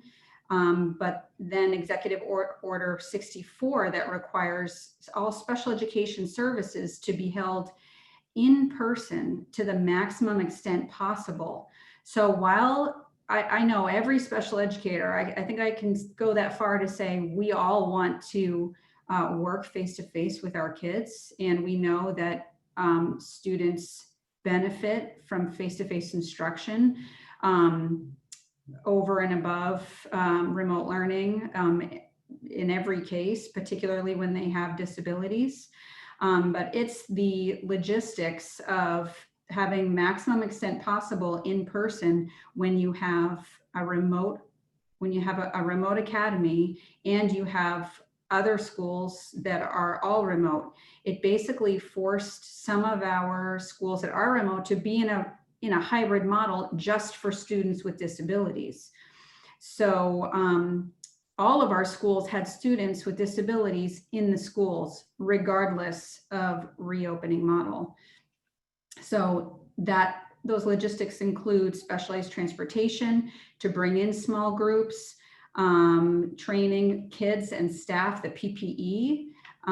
Many of these students do not tolerate PPE, especially our youngest students, ages 3 and 4, who we are required to provide them services for preschool kids when they have disabilities. And then also being short-staffed. I think others have mentioned the challenges with having enough staff. Just to have one model would be, we are short-staffed. However, you know, when we're working on having small groups in and reopening plans, we essentially have to have 2 models going at one time. And as staff have the right to certain accommodations due to disability or to childcare needs, it brings on many more challenges. So we're strategizing now to begin to calculate how to gradually bring in more kids in buildings and ultimately someday have all students in buildings. We realize the harsh reality that we scarcely have enough staff for these models. I also wanted to bring up Executive Order 65 that came, I believe, the following day, following Executive 64, that outlined a $1,000 fine per student when or if an executive order is not followed. So I guess I'm bringing that up because that leads to my asks here regarding communication and involving of special educators, special education administrators.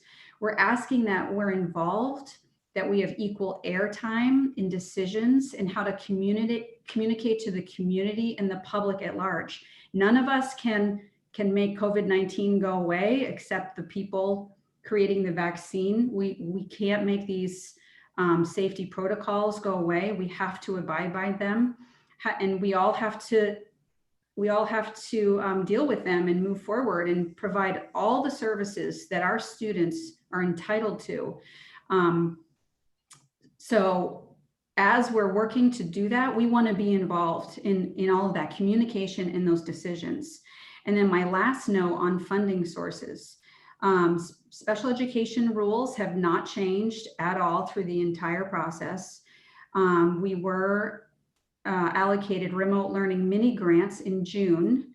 They were $2,000 to $6,000 per district, or 0 per district.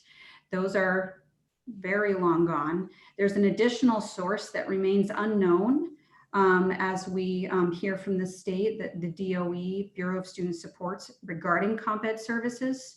Comp ed services, including many contracted services, it's mentioned with private providers. Those services are in full force now and will increase in the weeks and months to come. And as we were told something maybe on the horizon, but activities prior to approved grants are not eligible for reimbursement.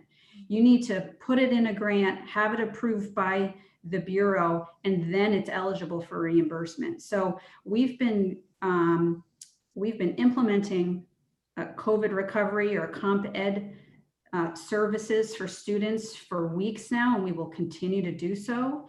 But these are not allowable to be for reimbursement outside of our IDEA grants that are already allocated year after year. So thank you so much for your time.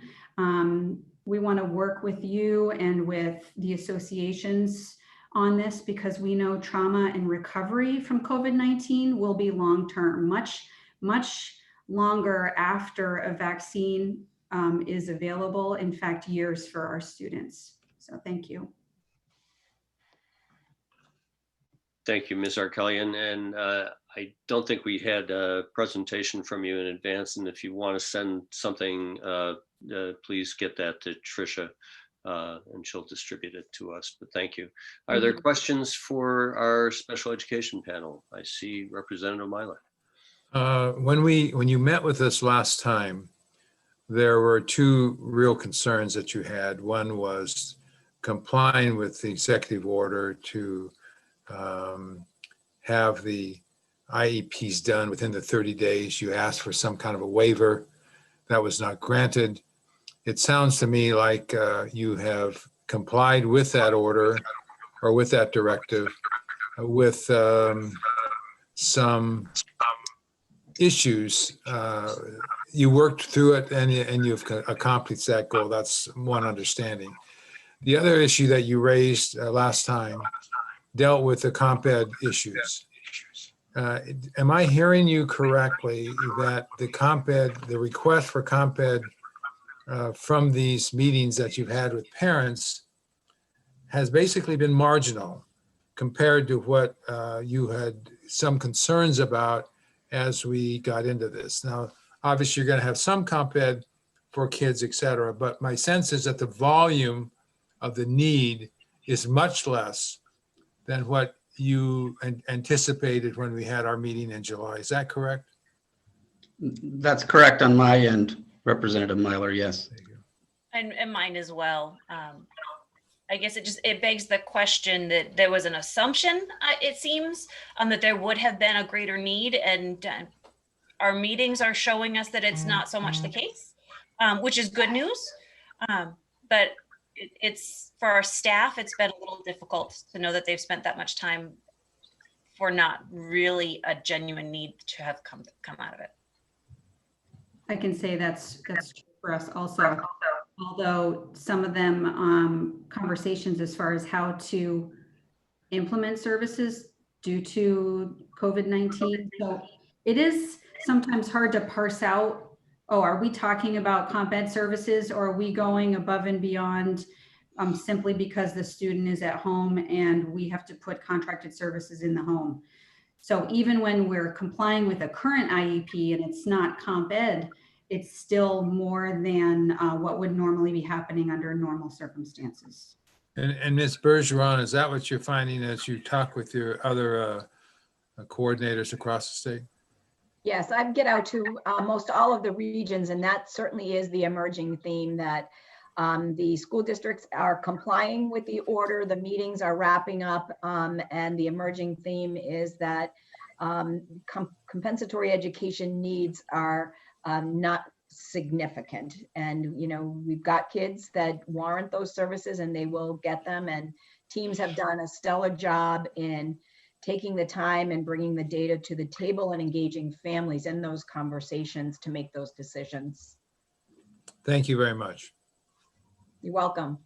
And has there been some follow-up from the department asking for trying to assess a total number of compensatory education numbers from districts? There has been mention of that on a regular basis from the department, that they will be collecting some information and that there will be monies available, but it has been very vague. And even though every week we ask for further clarification, that's not yet available to the field. Have we reached the 30 days in most districts? It honestly depends on what the start date was. So we're right in that window where everybody's wrapping up. Okay. Well, thanks. Anybody else? Questions? Great opportunity. It's clearly people have had apprehensions. It sounds like we've been able to rise. And I'm going to silence myself for the next presenter, Ms. Wells.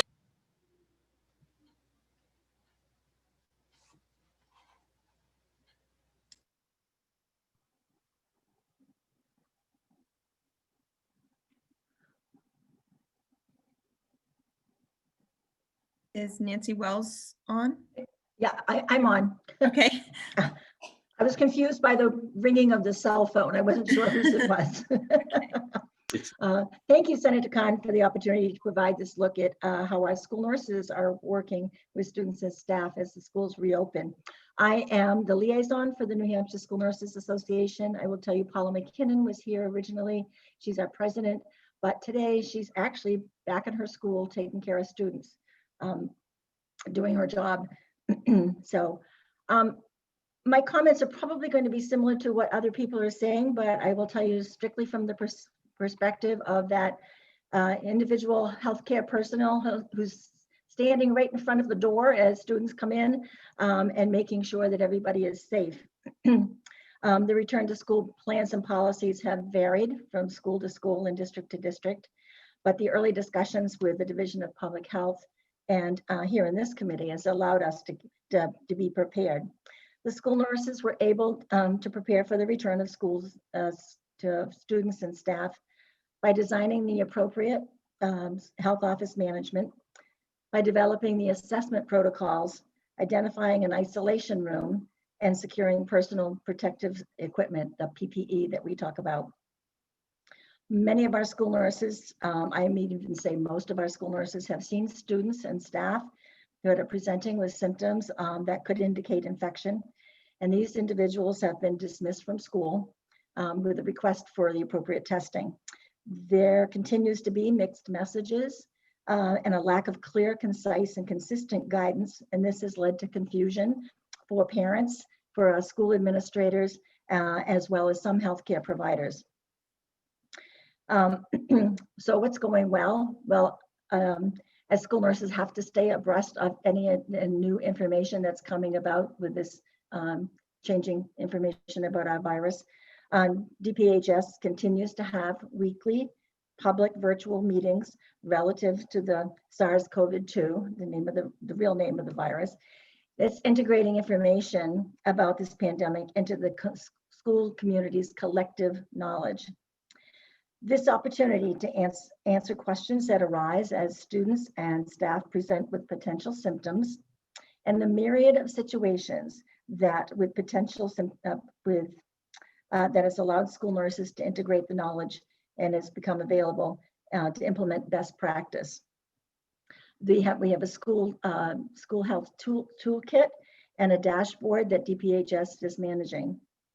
DPHS has also provided a designated educational liaison who is available as a resource for school nurses as well as administrators and parents. The association, School Nurses Association, has developed and has made available to all school nurses a document. It's called Best Practices to Reduce COVID-19 Transmission in the School Setting. This resource has been given to everybody in the schools and specific guidance in establishing the health office protocols. It's based on research and national nursing organizations. Most schools, students and staff are wearing masks and addressing social distancing as is reasonably possible. And schools are restricting visitors and providing assessments review daily. That assessment is to be done at home, and we're finding that's not necessarily happening across the board, as well as reviewing absentee lists. Schools have closed following positive individual COVID identification with DPHS recommendation, and then have reopened following the appropriate protocol. So, so we know that we have COVID here. The challenges we're facing, I mentioned earlier that school plans and protocols vary from school to school and district to district. And this has led to conflicting messages to families as well as inconsistent adherence to the DPH recommendations across the board. Personal protective equipment is being used appropriately, but our supplies are being depleted. Many districts have been successful in securing replacement, but others have found that the cost has become a barrier and they're unable to find sources. The school health supply companies that most of us use are on back order for our PPE. And of course, that brings up the concern that both nurses, staff, and students may be at risk with insufficient protection. We found that there's a time lag between the request for DPHS to help in a specific situation and receiving an answer. We also have had answers that conflict with what was given to a school administrator and to what was given to a parent and what is given to the school nurse. And at times this has led to a potentially infected individual to remain in school or to return to school too soon. We recognize that DPHS staff is overwhelmed as we all are, and it's not a criticism of them, but just to look at, they also need extra staff. The guidance continues to be confusing and non-specific. If you've participated in our weekly DPH calls, you can see how many opportunities for different situations arising that cause really specific guidance. Identifying symptoms that require dismissal from school and COVID-19 testing have led to some parents to refuse to seek testing. We also have healthcare providers who are not reinforcing that recommendation. And that gives everyone mixed messages and at times has created an adversarial relationship between home and school. Classroom equipment for providing social distancing, for example, separate desks and having them separated space-wise, has not been possible in some classrooms, particularly in our older schools. Air quality, again, has not been addressed. The suggestion to keep windows open and a fan strategically placed is unrealistic, particularly as we approach colder weather. This is worrisome as schools move to full attendance. Cleaning protocols and supplies are not universally available. Again, that doesn't mean that our maintenance people aren't doing the best they can, but making sure that we have the appropriate supplies. The school nurses have been working diligently to monitor students and staff, keeping in touch with DPHS, isolating those who are potentially infected, providing daily assessments, and supporting contact tracing. The nursing staff is, I have to tell you, is overwhelmed. They need support. We need to increase the school nursing staff. We also have a huge issue of not having substitutes who are willing to come into the schools right now. And school nurses are also concerned about not being able to have the time to provide the usual school nursing services that they have had in the past. Stress is extremely high. As one nurse said, it's only September, but it feels like the end of February. So I'm worried about our nurses. So what do we need from on the state level? We need to have clear, concise messaging for New Hampshire citizens, including parents, the community, the school board, school administrators, and our healthcare personnel. It's not a usual school year. We have to have people understand that. We need to make sure that masks are mandated across the board. We have schools who are not requiring masking. We need to make sure we have resources and funding for PPE, and that should be accessible for every school, not just certain schools. And we need the reinstatement of that school nurse coordinator in the Department of Education, for which I have to thank you, this committee, for sort of prompting that process to happen. The position is currently open, applications are being accepted, and so hopefully we will have that one person to give a single voice to the practice of school nursing when we have the questions that come up.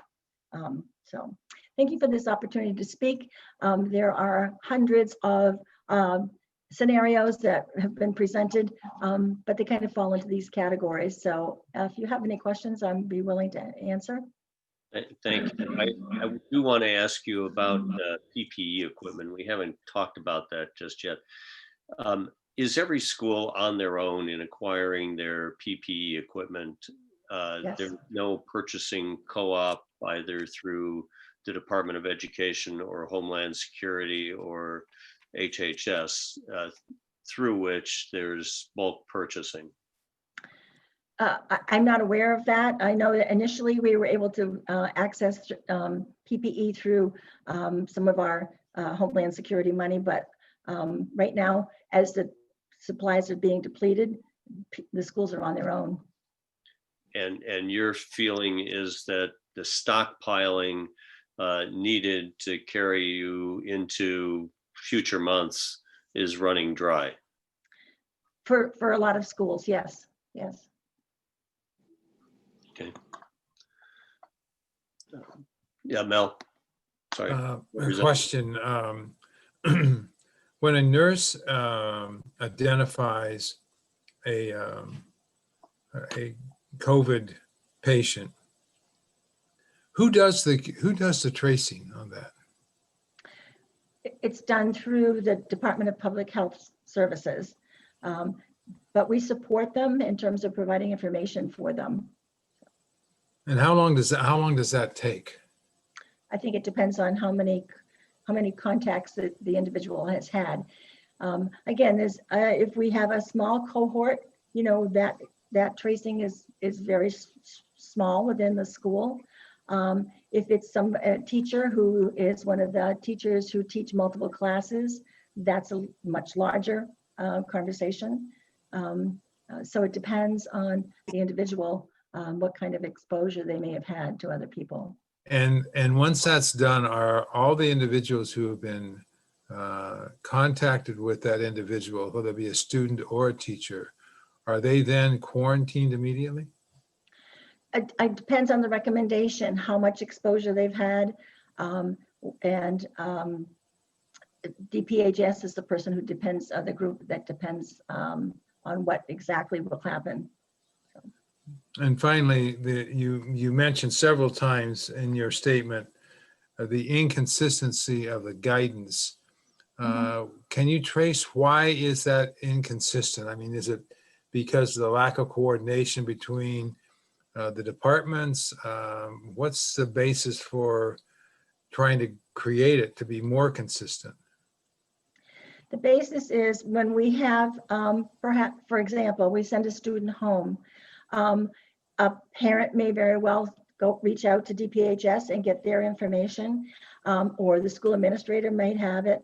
And sometimes that information is different and the student is returns to school. And that's where I'm concerned about our nurses, because they've been set up in a very adversarial position at times, saying this is what the guidance says, but they have been told something else. They basically become kind of the, they are the police of the, frankly, aren't they? Yeah. Well, I like to think of them as the guardians, but Right, yes. well, that's a better term, guardian, correct. But, thank you. Representative Tanner has a question. Thank you. And thank you to all the school nurses that are doing a superior job in a terrible situation. I want to know, we have a number of schools, a large number of schools, I think, in New Hampshire, who do not have a school nurse. The school secretary or they have somebody coming in, or they used to have somebody coming in like once or twice a week, or an EMT. How are they dealing with screening students coming in and this whole issue on a daily basis? I can't answer how schools are dealing with this who do not have a school nurse, but we strongly would advocate for having a school nurse in every school and to have that position filled every day, all day long.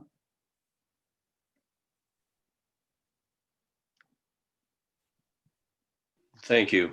If there are no other questions, Ms. Wells, thank you so much for arranging your schedule to be with us today and for sharing with us the on the ground for school nurses. Appreciate it.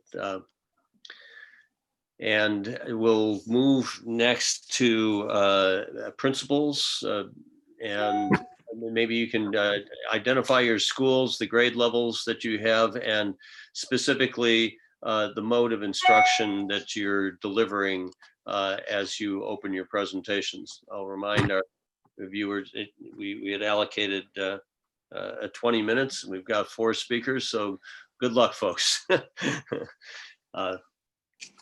And I don't know who's leading off, so you'll need to organize this. I'm happy to do so, Senator. Thank you for the invitation to be with you today to begin integrating the voice of New Hampshire school leaders into this very important conversation. I think has already been, as evidence of previous discussions this morning, the role of school leader, like the role of a systems level leader, educator, anyone in the field right now, is challenging on our best day. And so certainly now we've been faced with having to pivot and recreate on a daily basis to meet the needs of the multitude of stakeholders in their communities.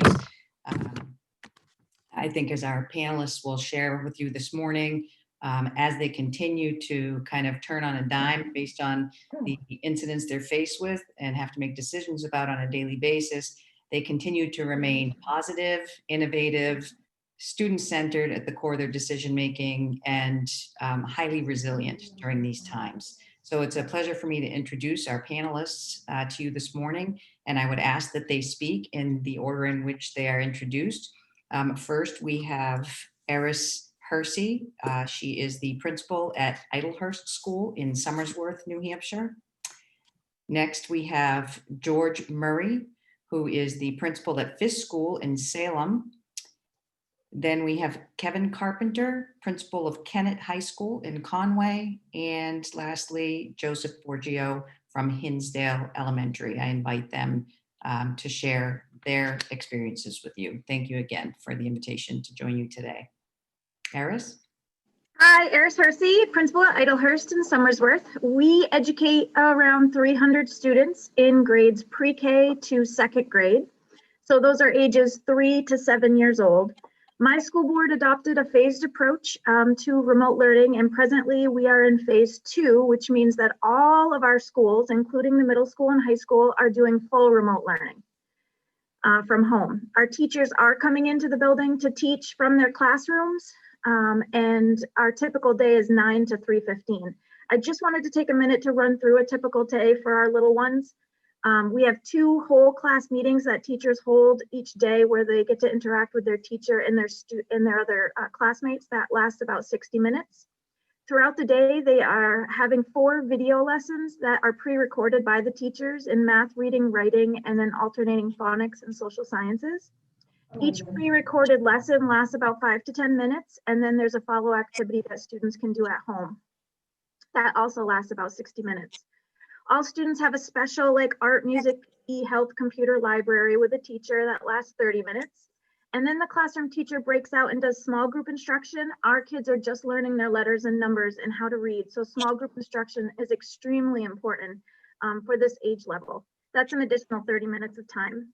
Then we have kids that are struggling. Those are tier 2 and tier 3 students. Our tier 2 students get an additional half an hour with a reading tutor every day. And then our kids that have special education services through an IEP receive OT, PT, speech services, academic services with a special educator for an additional 30 minutes. If you add up all that online learning time, you get about 4.5 hours of screen time daily. That amount of time is not developmentally appropriate for 3 to 7-year-old children. According to the National Association for the Education of Young Children, a 3-year-old's attention span is 4 to 6 minutes. And that's if they're participating in something easy and interesting. Now, this doesn't take into an account that they need to be in a quiet learning environment with no distractions.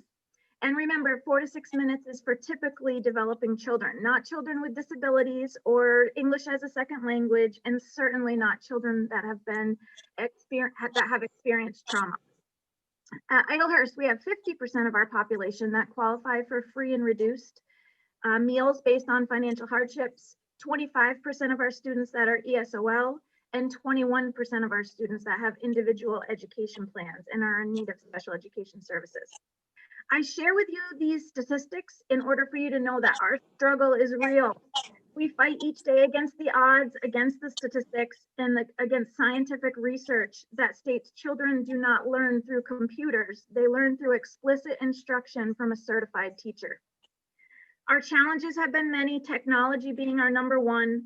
And although we are so extremely grateful for the CARES Act money that we were allotted, between purchasing large amounts of PPE equipment, cleaning sanitation products, temperature kiosks, UV light machines to clean the classrooms, and plexiglass partitions, Idlehurst was only able to purchase about 50 iPads to distribute to families. This is about 17% of our total population. Those that did not receive a device had to fend for themselves, and we're finding that many of our students are accessing remote learning just through their iPhones that their parents have. Teachers had to get another challenge is teachers had to get a crash course in Google Classroom, Screencastify, Epic, Seesaw, all these different platforms that teachers need to utilize in order to create robust learning opportunities for students. And we're finding that our teachers are also becoming our IT tech people, trying to work through all of these technological snafus with parents, just getting them on the internet, signing in, all of the things that takes an exorbitant amount of time for a teacher to handle each day. Stresses on family. We try to soothe anxiety as much as possible, but some families are struggling to enhance remote learning opportunities due to lack of technology, lack of understanding of technology, work schedules, lack of adults at home to stay with the kids. We're trying to be as flexible as possible in reference to attendance and work completion, but still having a healthy level of expectations for the students to uphold. Again, we have to keep in mind these are small children with short attention spans, and it's not developmentally appropriate for them to sit in front of a screen for hours at a time. There are some positives though. We do have high participation in our meetings, about 70%. Teachers and parents are interacting much more frequently, which helps build a partnership between home and school. And teachers are really truly collaborating to create these video lessons and to have a shared sense of responsibility for all kids at the grade level. Students are starting to become more comfortable with online learning, clicking and dragging, muting and unmuting, navigating through Google Classroom. So we are making gains. If there's anything though I want you to take away from this in our reality right now during remote learning is that we are doing the best that we can. Our teachers are working extremely hard before, during, after school to provide remote learning experiences that are beneficial to students. But no matter how hard we try, student learning gaps are getting bigger because students' brains are still developing. We are missing the mark by not having our children in our schools. One thing that hasn't been talked about today is brain development. And for our kiddos, that critical period between 2 years old and 7 years old, where the connections or synapses in a child's brain between the neurons is just so critical and is double the amount that an adult has. Therefore, the children's experiences in this phase, it has everlasting effects on their development. What's happening in schools today will affect children for the rest of their lives. Please keep education in the forefront of your mind as we navigate through this year and know that we're doing the best that we can, knowing our students aren't getting everything they need. Thank you. Thank you. Thank you. I would like to actually invite Kevin Carpenter to speak. George has lost internet connection, so we'll try to have him come in at the end of our presentation. Kevin? Great. Thank you so much. My name is Kevin Carpenter. I'm the principal at Kennett High School here in North Conway, New Hampshire. We are 9 through 12 high school. We serve Conway, Bartlett, Jackson, Tamworth, Madison, Freedom, a whole bunch of towns. So we have a very big geographic area. We also serve SAU 13 as their high school. We have about 770 students here at the high school. We have opened fully face-to-face. We did have a distance option for students. So of our 770, we have about 111 students that elected to do the distance option. So I guess I can take you through, we started the process of reopening schools back in June, early June. You know, we're finishing up last school year, but we started the planning process for this year. It included, you know, our superintendent, our administrators, community members, local medical experts, our school nurses, teachers, really everyone that we could, to develop a model and bring a reentry plan forward. Ultimately, we did choose face-to-face, but one of the things that was brought out that was that distant option, which we created. So, you know, I guess some of the things I want to highlight the successes, we have opened up face-to-face with our students, which is fantastic. Schools here in Conway look different at all the grade levels. Here at the high school specifically, we changed our entire schedule. We used to do an alternating block schedule where kids had between 6 and 8 classes that they were taking that were, for the most part, year long. We've gone to a model where they only have 4 classes per semester now. We want to reduce the number of contacts that they have at any one time. We further reduced that by making it modified where they're only in 2 physical classrooms per day. They have 1 transition. They're taking 4 classes, but 2 of the classes they take virtually. So they come in, they do a class virtual. So they're in 1 classroom teacher, but the kids in that classroom are doing classes in different, with different teachers across the building. And then they have a face-to-face with where they are located. We have our one transition. They do another virtual class in that second location, and then they do their face-to-face class with that second teacher. And that alternates every 2 weeks. So again, we've tried to reimagine how we do things, keep the cohorts small, keep the kids together. Things we've had to do, we've had to redo our drop-offs, our pickups, transportation on the buses. We only allow people transportation from their homes to the school and to the school, from the school to their homes. So that looks different. And, we're obviously at reduced capacity on those buses. Another thing that we had to do was reduce the class sizes. So all of our teachers previously taught 3 classes. They all now teach 4, which we had to adjust some of the instructional times. So some of our classes are 45 minutes when they're doing the virtual, and then longer during the face-to-face. But we increased the number of classes per teacher so that we could reduce the class size. Students have done an amazing job, and staff at wearing the masks, meeting the expectations. That was one of the big fears going into this. They've done a really good job. We've had the conversation with kids, reminding them generally to plumb up above the nose, but for the most part, we haven't had to have the hard conversation that you're not electing to meet our expectation and that you have to go to our distance option because you're refusing to wear the mask, which has been really good. I think it's absolutely important to recognize teachers and administrators and all staff members are working extremely hard under new conditions and new models, and there's a lot of stress and anxiety around that. As they get going through the year, trying to meet the kids where they're at, provide everything they can for the kids and our students in our community, but also maintain the high levels that they've always done in the past. So I know that's a real concern that we have is how we're going to be able to continue to support everyone so that we can stay open, because if we burn everyone out and we're not able to have our staff here, that's a real concern. As was mentioned, substitutes are a huge issue for us. We're already facing shortages of substitutes, trying to find ways to make sure we cover classes without mixing cohorts. Again, we don't really have any cases right here right now, but we want to keep it that way. So we've got to do everything we can to do that. Some areas for us that we really struggled with and is a challenge is the technology.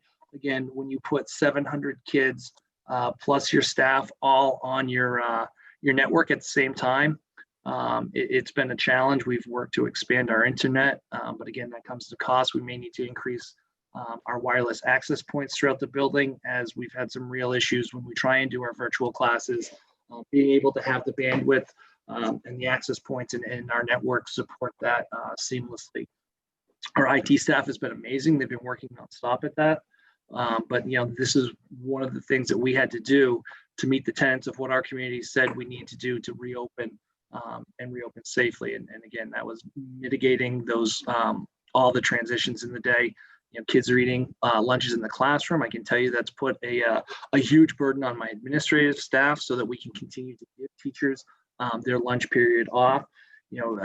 Right now somebody's covering for me because I usually do 3 lunches, delivering lunches to classrooms, supervising multiple classrooms while the kids eat. All these things that were never on our administrative plate that it suddenly are.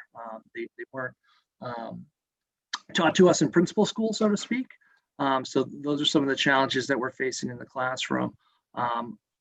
We just gave the SAT at the high school as the state assessment. I know as our district, we are very much struggling with why we're giving this state assessment, this interim assessment. We as a district have never used the interim assessment for the New Hampshire SAS, so it's a data point that makes no sense. We don't have any history with it, and it's going to be given to students in different modalities. Some kids are going to be taking this test at home in an environment that's maybe not conducive to it, or they don't have the proper Wi-Fi connection to do so. Some kids will be taking in the classroom. It just, for us, it doesn't have data that's going to be significant. We're not sure what the data is going to be used for because, again, it's different than previous assessments. So that's something that we're struggling with. What's the value in a test that we don't know what it's used for, and we can't really apply the data to our students effectively. I can tell you our ESSA funding will be exhausted. We've bought extra PPE. We've put a bunch of money in staffing, increasing staffs, hiring long-term subs, making sure our cohorts are small. And then we don't know what's going to happen. We've told our distance learners that if they want to come back, the option is available for our elementary school starting in December. At the high school, we'll do it at the end of our semester, which is January. So if we have a lot of students that do choose to come back, looking at where we put them and maintaining our cohorts will be a big issue. And making sure we have the staffing in place. Right now we've kept our cohorts very small, but if we have an influx of a large number of kids to any one of our schools, that could really disrupt that. So those in general are the bulk of the things that we're seeing. I will say it's great to have kids back in school, but we're struggling being able to maintain this. That's something we want to be able to do. But as we approach November and travel season, it's that mandatory 14-day quarantine. If our staff travels, then they're out, and that puts an additional burden for us finding subs and coverage. We really don't want to go to remote instruction if we can avoid it. Again, having the kids in the classroom, we know is what's best for them. We know that if they're under our roof, we can make sure that they're getting those meals. I know we make it available to them, and the waiver's been extended until the end of December or the money runs out. But when they're here, we know they're getting the meals. So we would prefer not to have to go to remote during those times. But if travel, gets our class sizes way down, or if staff are traveling, I mean, that poses a big risk. You get it at Thanksgiving, and then again right around the holidays with Christmas and those other holidays. That's a huge issue that we're going to be facing. Let alone what's going to happen with cold and flu season. I'm hoping with everyone having increased sanitation, wearing masks, that maybe that will mitigate some of the effects of cold and flu season. But we're inside, and once the weather gets a little bit more colder and the snow starts to fall, which up here could be literally any day, that's going to increase the number of inside time. We've been advocating for teachers to utilize the outdoor campus that we have. We have a great campus. It's beautiful up here. But our amount of time to be able to freely do that is going to be reduced. So at the risk of not wanting to take everyone else's time, I'm going to stop there. Yeah, thank you, Thank Kevin. you so much for hearing us and letting us speak and be represented here in the North Country. Thank you. You teed up some good questions. We've got 10 minutes. And the other two speakers, Brittany, and would you make sure that in your last couple of presentations that you talk about the testing? We haven't talked about that, and it sounded like from some testimony, some of the presentations, that there's an additional testing phase being added this year. And okay, I'm going to stop. Use your time well. Oh, thank you. We have 2 presenters left, and we're happy to answer that question, Senator. I'll have Joseph speak next, and then George was able to rejoin us. So again, I know our panelists have been patient for their time to speak, and yet are aware of the time constraints. So thank you again, Joseph. Thank you very much for having me. So Hinsdale Elementary School is pre-K through 5th grade with about 270 or so students. We have been able to basically have all the students here in school by doing a hybrid model with our kindergartners, where if they're here in the morning, they work on some more work remotely in the afternoon with the remote teacher. And if they're here in the afternoon, vice versa. And all the others classes luckily are small enough that we're able to use our whole building to that extent. So I'll speak to the technology of the assessment question first, and then go through some of the what's been working, what some of the challenges are, and what's facing us in the future, as well as I can see. Try and be brief. So what we're required to do grades, I guess, well, for me, it's grades 4 and 5, and it goes up through grade 8, is the New Hampshire State Assessment System interim test, which schools have had the option of using in the past. And like Mr. Carpenter, Hinsdale Elementary School has never used it before. So when we do get some data from that, from our 4th and 5th graders, It's typically a spring test, and we'll be testing the 4th graders on 3rd grade material and the 5th graders on 4th grade material. I'm not sure, like how much benefit we're going to get from that data and what's going to be done with that data by the State Department. I'm unclear on as well. So what we've been doing for our assessments is we've been working very hard in a smaller group assessment where we can interact with the child and get a more firsthand experience on where they are after having such a long time. And I think that's our number one success in returning to school is we began with focusing on reconnecting with students and having our adult teachers, staff, and everybody be aware of this big shift that we were going through and learning to be self-aware and manage our emotions and not get caught up in any of the big things that the students, little kids sometimes can't handle the emotions that well. So we've really focused on social emotional and then on one-to-one personalized assessments. And that's, I think, been our advantage. It's given us the ability to figure out where students are academically just about as quickly as you get from the bigger assessments. The other success, I think, is that our community has benefited by having us be back at school. Parents have been able to return to work. We've also opened up our before and after school program to about 50% capacity. Like Kevin said, meals, we know the kids are getting the meals now and taking advantage as well of the free and reduced being free all the time up until December 31. We've been able to work out logistics around transportation, which was a big kind of worry for me as I was entering the year. And like Kevin said, wearing many, many hats, trying to accomplish all the different things that have to happen with meals in the classroom. I think the social distancing and requiring separation of the students and the mask has contributed to them not being as engaged. When you see little children in rows, it kind of gives me the shivers now, to be honest with you. It's just not the best way for them to learn, but it is good to have them here in front of us. I think a huge challenge has been mentioned is the staffing. Teachers are going way above and beyond. Because of the cohorting system, they're not having time to be, really into their planning. They're taking up specials that they normally wouldn't do. A challenge and a success has been our screening. We haven't had that much pushback from the community regarding screening, having testing done if needed, or staying out for the required 10 days. So our community has been very understanding in that area. One of the major challenges is our technology. We had ordered laptops for grades 2, 3, 4, and somehow they got held up over a imports law that we're not able to get them, and we're not sure when we're going to get them, which causes a little bit more of a worry. I think the big concerns and issues that I see going forward is how we're going to be able to have enough staffing to manage the year and where funding would come from, even if we were able to hire some people to handle the remote instruction, because doing double duty of remote instruction and the in-class students is difficult.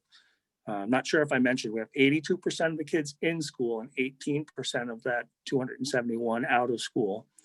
The other major thing, and there's inroads made in it, is the digital divide that exists in Hinsdale.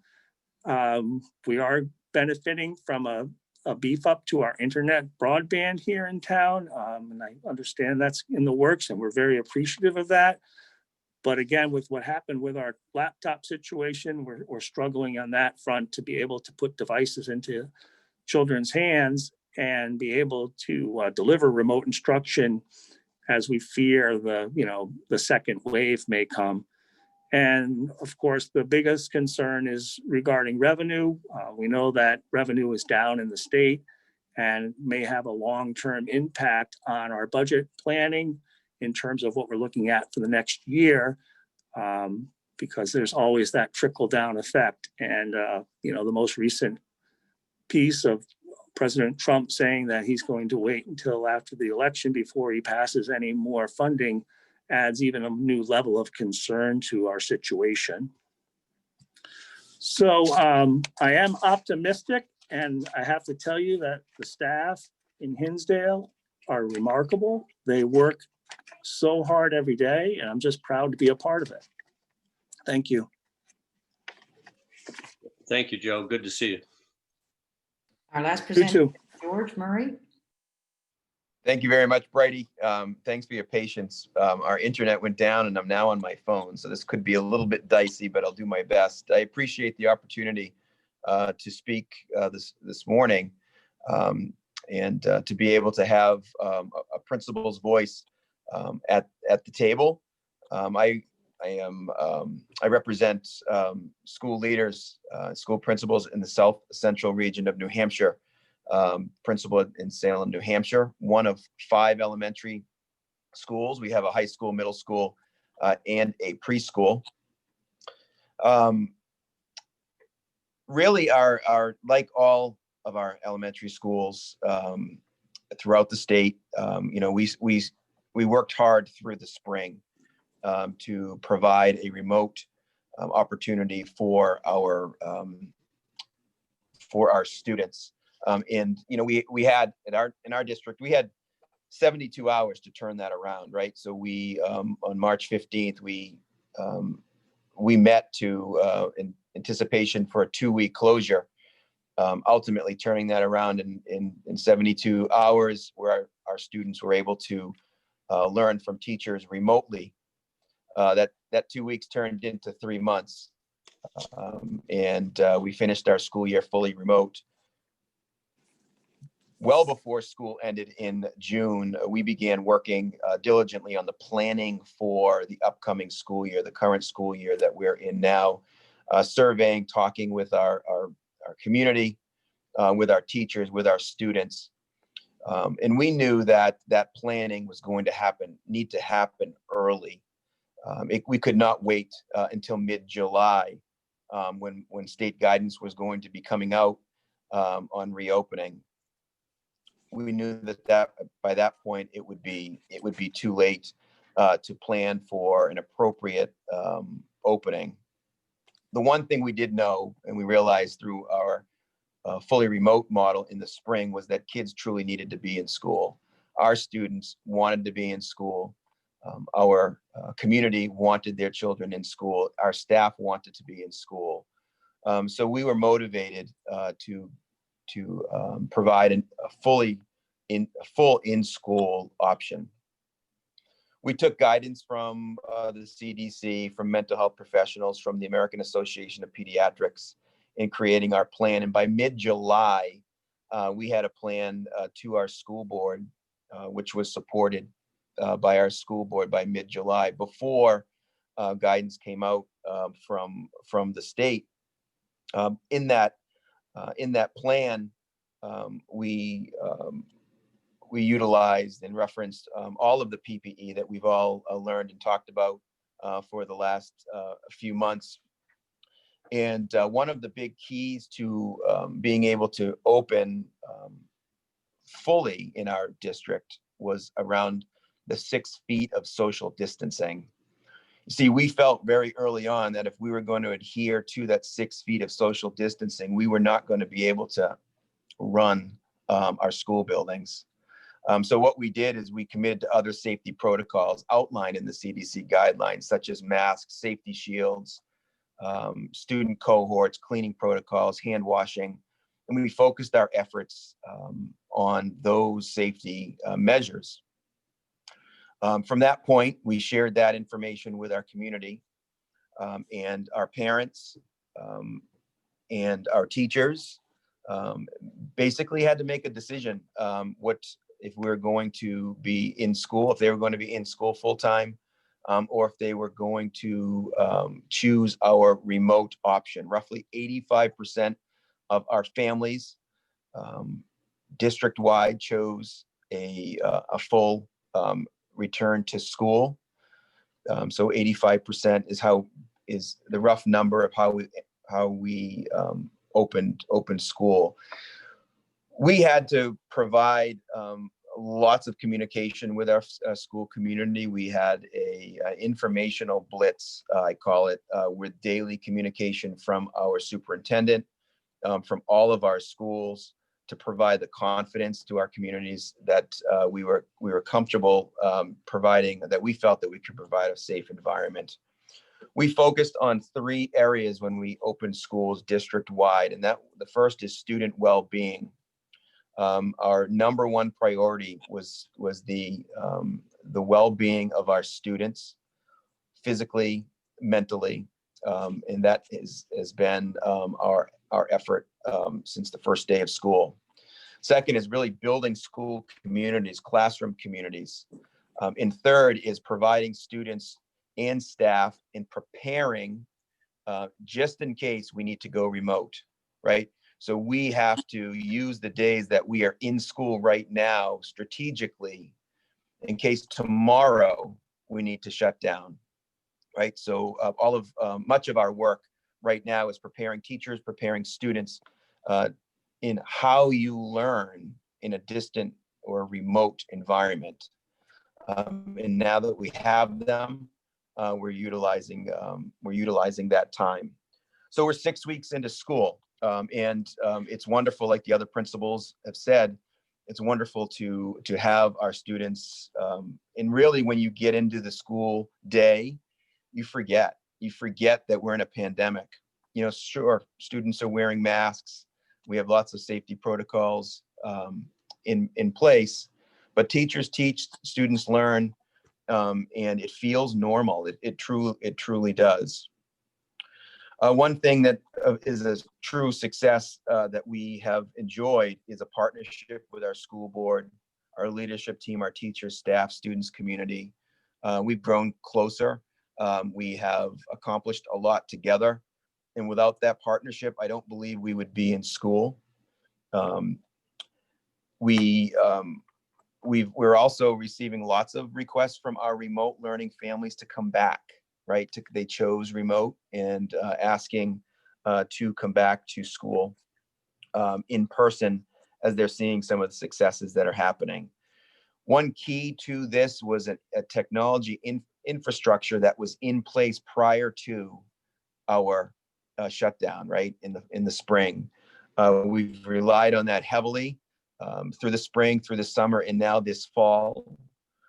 We are at 1-to-1 devices for our students and staff, so we were able to procure those devices for all of our students. So if we did go to a remote environment, all of our kids would have devices and be able to access the technology that we have. Some concerns, challenges, some things that I think are important to share. You know, we are back to school, but we're at a bare bones sort of environment, right? We are students come to school, they leave at the end of the day. You know, we do have athletics happening at our middle and high school levels, but at the elementary levels, we do not. So those community building elementary schools we're not having right now. And that takes a toll on school community, school cultures. And that's a concern, right? How can we safely bring some of those things back into our schools? So as I mentioned, a concern is the daily preparation for school closure, right? We watch those numbers every day. We work with our school nurses to make sure that our kids that are not feeling well are not in school, but we're also supporting them remotely when they are out for a simple runny nose or a scratchy throat. You know, there's certainly a big demand on student, family, and staff well-being, right? So we are paying close attention to all of those constituents and being able to support them. Mr. Murray, I've got to ask you to wrap this up. We've got another panel and I've got to get that going. Absolutely. I'll wrap up. One last concern is quarantine length, right? So we've had 4 positive cases in our district thus far. Students outside the district, outside the school have come into our school and tested positive. when you do a social contact, social tracing investigation, we have 67 students have been asked to quarantine, right? And that's a lot of days missed of school. So that's a concern for us as we make our way through this pandemic in those guidelines for quarantining of students who are not positive. They've only been in 6 feet of another student for 10 minutes or more. That's one of our major concerns that we're dealing with right now. And I'll stop right there. Thank you for the opportunity for this today. Thank you. I want to ask the 4 of you just a yes/no answer, maybe. Have you seen any increase in compensatory education? Yes. No. No. No. Okay, well, thank you. That's interesting to confirm what the special educators said to us. And Joe, maybe I'll ask you offline. Oh, thank you so much for adding a lot of content, a lot of information for us. And sorry, we just don't have more time to spend with you. Thank you. Thank you. Next, want to make sure that we address give time for our school board leadership to address us and us to maybe ask a question or two at the end. So we have I think an end time. Tricia will tell me if I'm wrong. I think it's at 12:30. So please, however this is arranged, somebody take the lead. Thanks so much, Senator Khan. I'm Becky Forrestall. I'm the Director of Governmental Relations for the New Hampshire School Boards Association. We're fortunate today to have the same 3 panelists with us that we had at the July meeting. Shannon Barnes from the Merrimack School District, Royal Richardson from Chester, and Andrea Folsom from Hopkinton. So I'm going to give my time directly to them so that they can speak to some of the challenges and rewards of the reopening. And I'm going to ask Shannon to go first, since last time I know we tried to switch up the order a little bit today. So Shannon, all you. Thank you. Can you hear me okay? Great. Okay, well, thank you. And I just want to apologize for the summer session. I was using my work laptop and I came to find out that our VPN settings had Zoom blocked. So that's why it was working less than ideally. So I have to say that, going this late in the game has been very, it's a benefit, but it also creates some hurdles. I don't want to duplicate efforts. And when I say duplicate efforts, I think you'll see that a lot of what we had prepared in our testimony to you really duplicates all of the areas of operations that have been addressed today. So the school nurses, I remember hearing legal costs. Yes, we do. Budget impacts. Yes, we do. Technical shortages. Yes, we do. Lack of guidance. Yes, we do. Appreciation of the DHHS. Yes, we do. So again, it's very consistent. But from a school board level, of course, we're elected officials. Our goal is to create policy and a financial environment that will allow for the delivery of a strong public education. And of course, our goal is to support our administrators, our teachers, our staff, and we are all on board to do that. The one thing I will say is I don't think anyone, when we were elected, said, your goal will be to make life and death decisions. And that's truly what these COVID policies have, given us the need to do. So as we're making those choices, you put your football team on the field. Are those football players going home to medically compromised family members, whether they be siblings or they live with grandparents? It's such a unique environment that is, it's not what we signed up for, but we all stepped up to face the challenge. And I think that's one thing that's been consistent as well across all of the testimony today is we're all here to step up and face the challenge and put out the best education with what we have. Some areas I think that were definitely hit upon, school nurses. We actually increased school nursing personnel in our district. When we talk about substitute teachers, we have substitute teachers that are dedicated to our district, which we've always been able to do things like floaters. So, we have a deeper pool because we can have someone that might, have also some responsibilities where they may cover neighboring districts. Well, now we don't want them to do that because again, it's about contact tracing and everything else for us. We are also proud to say that all of the positive COVID tests in our district have not tied back to our district to date, as of Monday at least. That's when we had our meeting. So again, we are doing everything in our power with our operations to make sure we are not creating an environment that would spread the virus. So right now, I think what it's doing is changing the conversation about delivering an education. And I think we've all seen that. And I think what we're talking about, because it's COVID and the operations now, we should definitely continue that conversation and look at it as what have we done for long-term, educational shifts. And I think that technology has become a lot more prevalent than it ever has been, and will never go back to being not the most prevalent. The worksheets are becoming the lesser, the laptops are becoming the norm. And I think a lot of our districts, we're finding the shortages right now, but we're also finding that there's no real way of doing it otherwise anymore to make sure that we're equitable in delivering our education. So we are in a very trying time right now. As a board, we can do all we can to institute policy, seek funding that would not have been budgeted, because obviously we budgeted before this pandemic hit, and then support our administration, our staff, our infrastructure, to make sure that we have done everything we can to deliver an education that we can stand behind.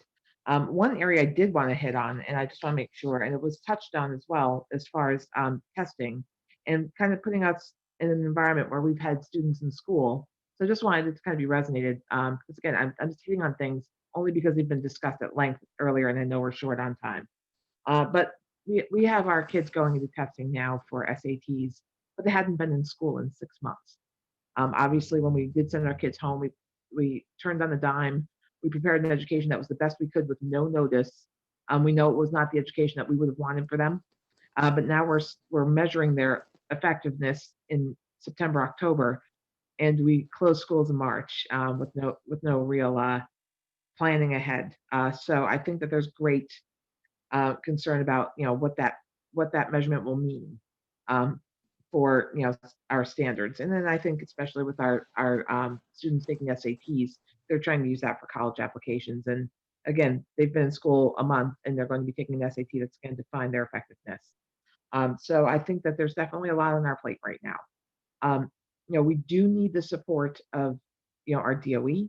We need the support of our elected officials. Thank you for having us. We really do appreciate this opportunity.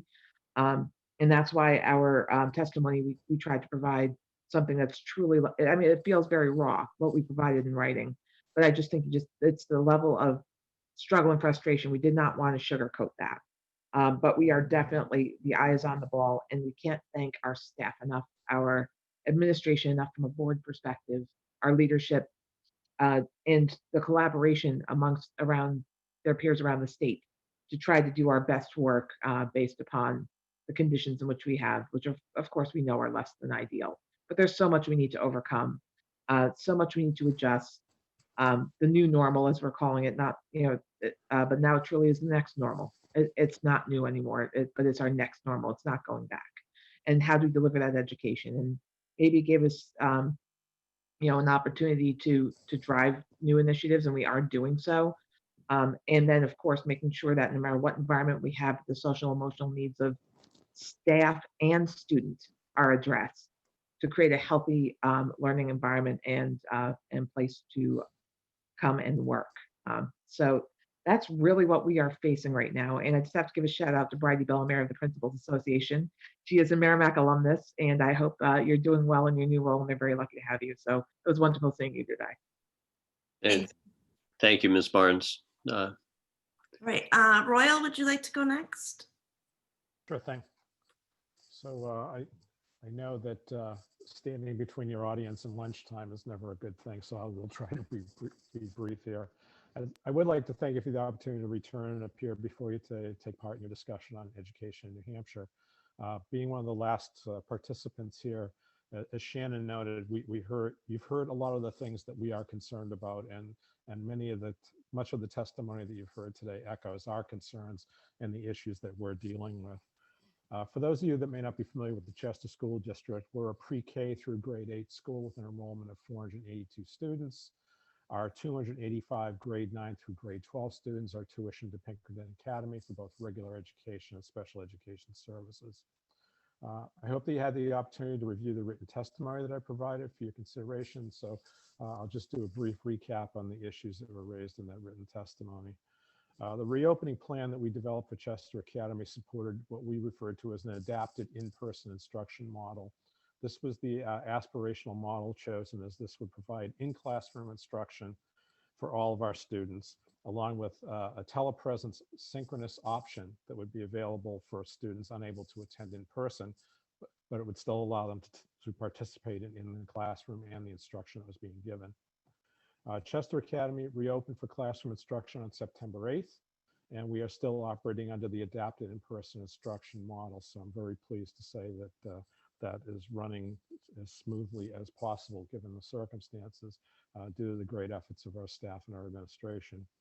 Of the families and parents in Chester, 401 of the 486 students chose the adapted in-person classroom instruction model at the beginning of the year.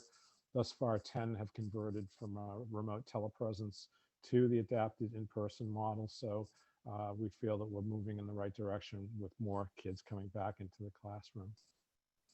I should mention the reopening plan committee that we formed focused on addressing the concerns from all levels of the Chester Academy staff.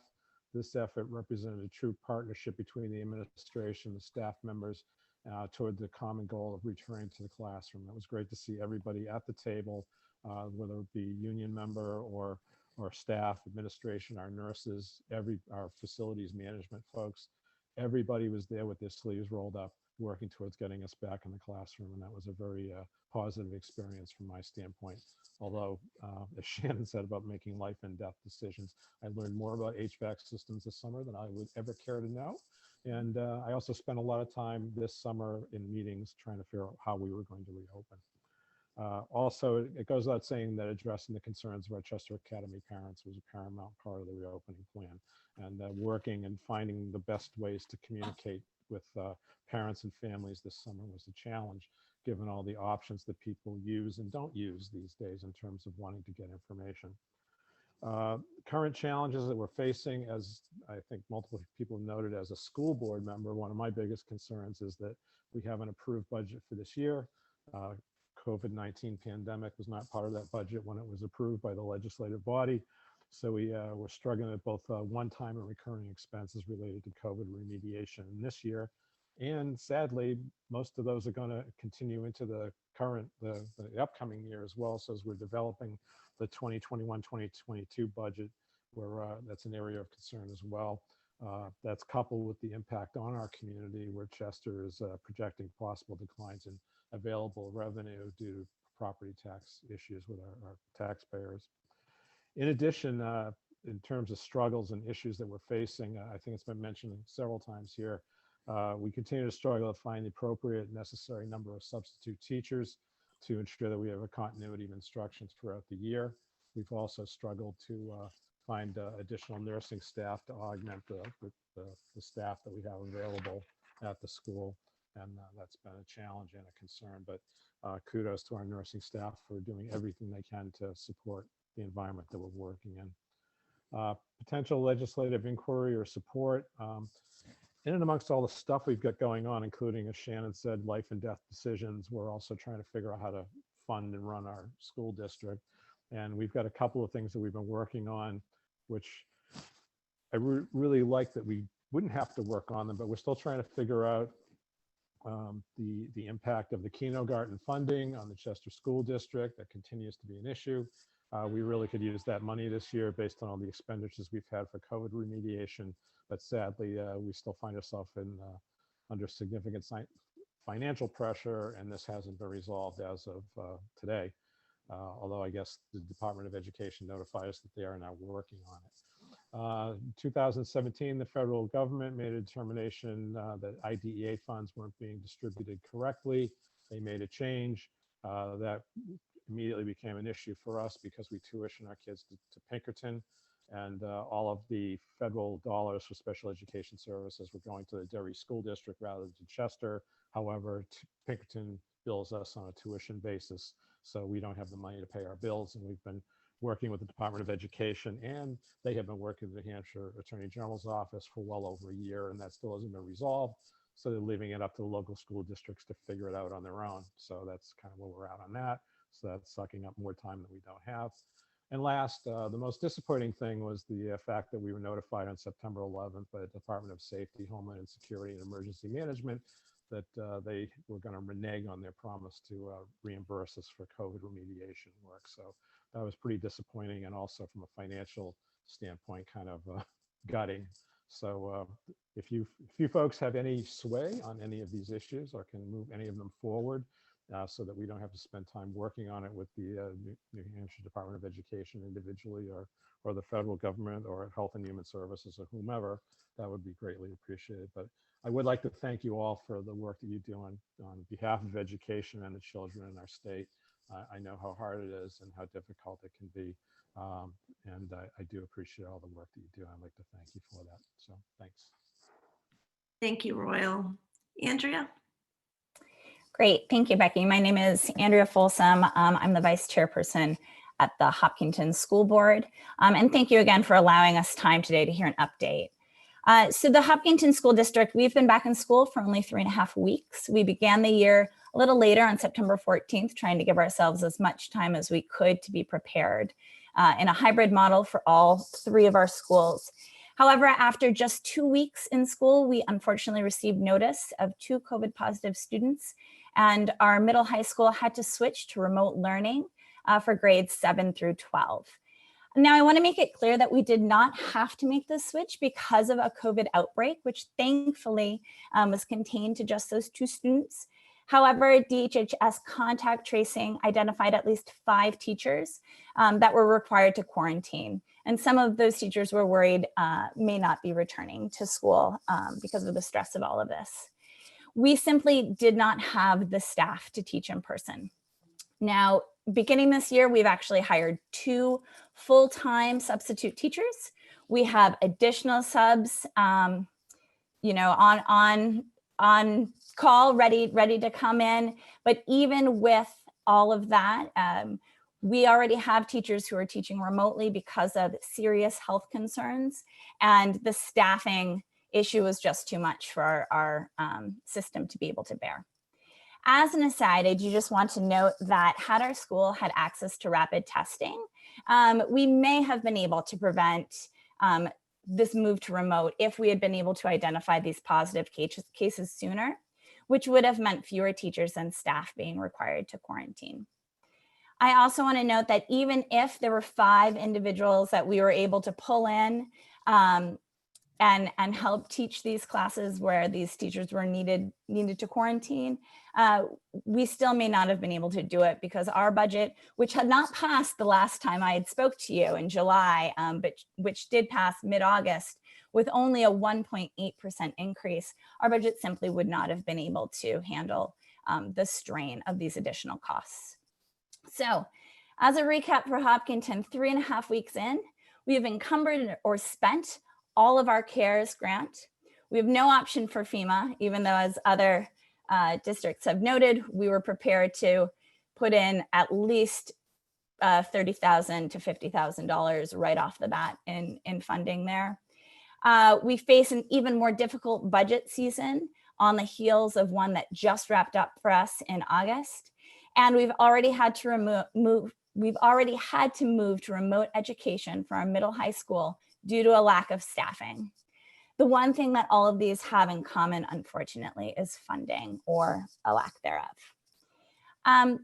The one other thing I wanted to touch on, because others have touched on all the other topics so well today, is that what this pandemic has really exposed is all the other things beyond education that the schools are expected to provide, from childcare for working families, food for children in need, a safe space for many kids, the social, emotional health and development, and so much more.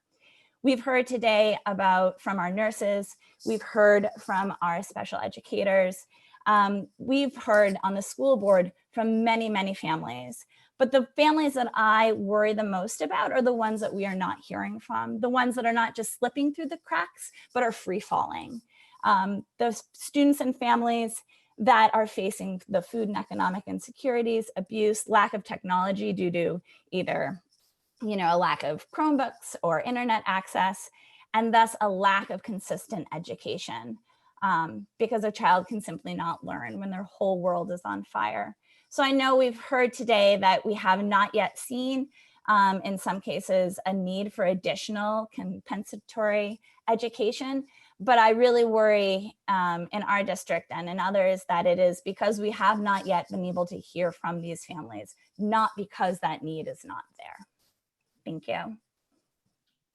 Thanks, Andrea. Yes, thank you all. There's a general perception, this may be more appropriate for superintendents, but hopefully the concern would have reached school board leaders like you, that a perception that while there are these additional costs, there are also savings because schools aren't being used as much. There are, all right, I'm not going to explain why, just a perception that there are some things that are going up and some costs that are going down, and hence there isn't so much a need for additional assistance. Would you like to address that? And I see a building principal down there, Eris, that might want to jump in too, but go right ahead. School board leaders. Hi, this is Royal. Hi, this is Shannon Barnes. I would sorry, Royal. Go ahead, Shannon. Oh, thank you. I would have to say that a lot of that has supply and demand. So yes, there have been building savings in some ways, but in the other sense that there is technology demand, and we can't actually meet that right now because the supply is not there to fulfill it. So with we did give back over $4.5 million in our surplus July 1st. But had we had the opportunity to get more equipment so that we could get closer to a one-to-one, which we desperately need. We are hybrid right now. We do have 20% of our students that are remote, and I didn't bring that up in testimony, so I'll do that now. But the fact that we do have families that are still on waiting lists to get a one-to-one for their children because they don't have the technology. And also things like hotspots for those families that don't have internet at home from an internet provider, that we need to provide those type of technologies. And then the technology and infrastructure for teachers as well. It needs to step up because they are needing to work in the school and remote. So the desktop in their classroom, their tower doesn't make sense anymore. But we don't have the access to the technology to fulfill those things. So yes, there are, but I will say that there's also going to be a swelling of technology demands and budgetary impacts that will come from it.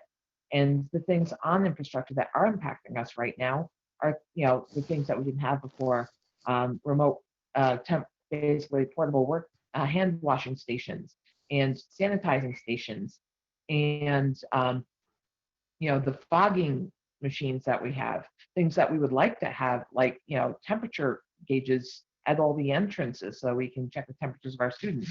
Things that, again, even if we wanted them, they're not necessarily readily available to purchase. Thank you. So I think that the circumstances have not really shown you what we need. And I think Manchester probably laid it out well, that there's a $4 million gap in what they need and what they have money to do. Right, thanks. Others? Any? Yeah, if this is Royal, if I could just respond to that I have heard that question or that comment multiple times since the spring. And I think what people fail to realize is that if you look at the costs of operating the school district, there are so many sunk costs that take place regardless of what's going on. In fact, our school was, closed to access by the students for classroom instruction. We were conducting classes remotely throughout the spring. We were paying our staff. We were paying for insurance. We were paying the New Hampshire retirement system. Our transportation provider, we paid them a partial payment but that was probably the one significant item of savings where we did not pay the transportation providers for the last couple of months of the school year, and that money went into the surplus that was returned to the taxpayers' general fund at the end of the year. But all the other things that go into running the school still happened and still took place, and those payments still had to be made.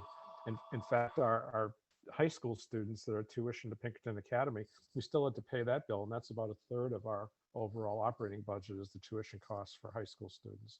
So, you know, the idea that somehow there's millions of dollars of savings because school was closed was completely erroneous, and we've tried to explain that to people in any chance that we've got.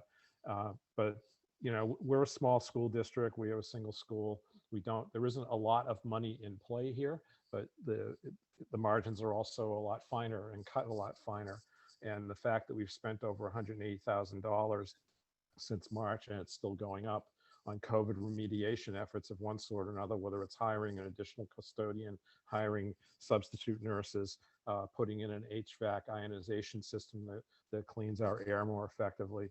These are all things that we had, expenditures we had to make in order to reopen our school safely and with to ensure the safety of both our students and our staff. So the idea that there's a lot of money floating around that's not being used is just not accurate. Good. Okay, thank you for that. Other committee members, questions for our panelists? Representative Chairman Myler. Just a question regarding remote learning. There's a presumption that students who are in remote learning are in fact engaged. But the question I have is, how are schools tracking to ensure that students are in fact on a daily basis engaged in the process, since they are now remote and are not in school?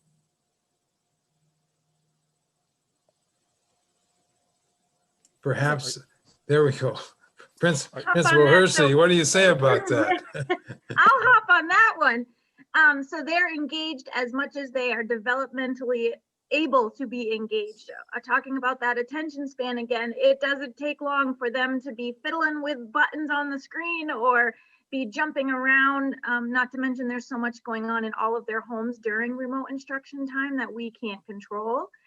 I'll say our teachers are working diligently to create lessons that are as engaging as possible, but there's only so much you can do. Our kids can't, like I said, click and drag or type or any of that type of stuff. So there's not a whole lot besides having them get up and do kinesthetic movements during a song or something like that for the littles.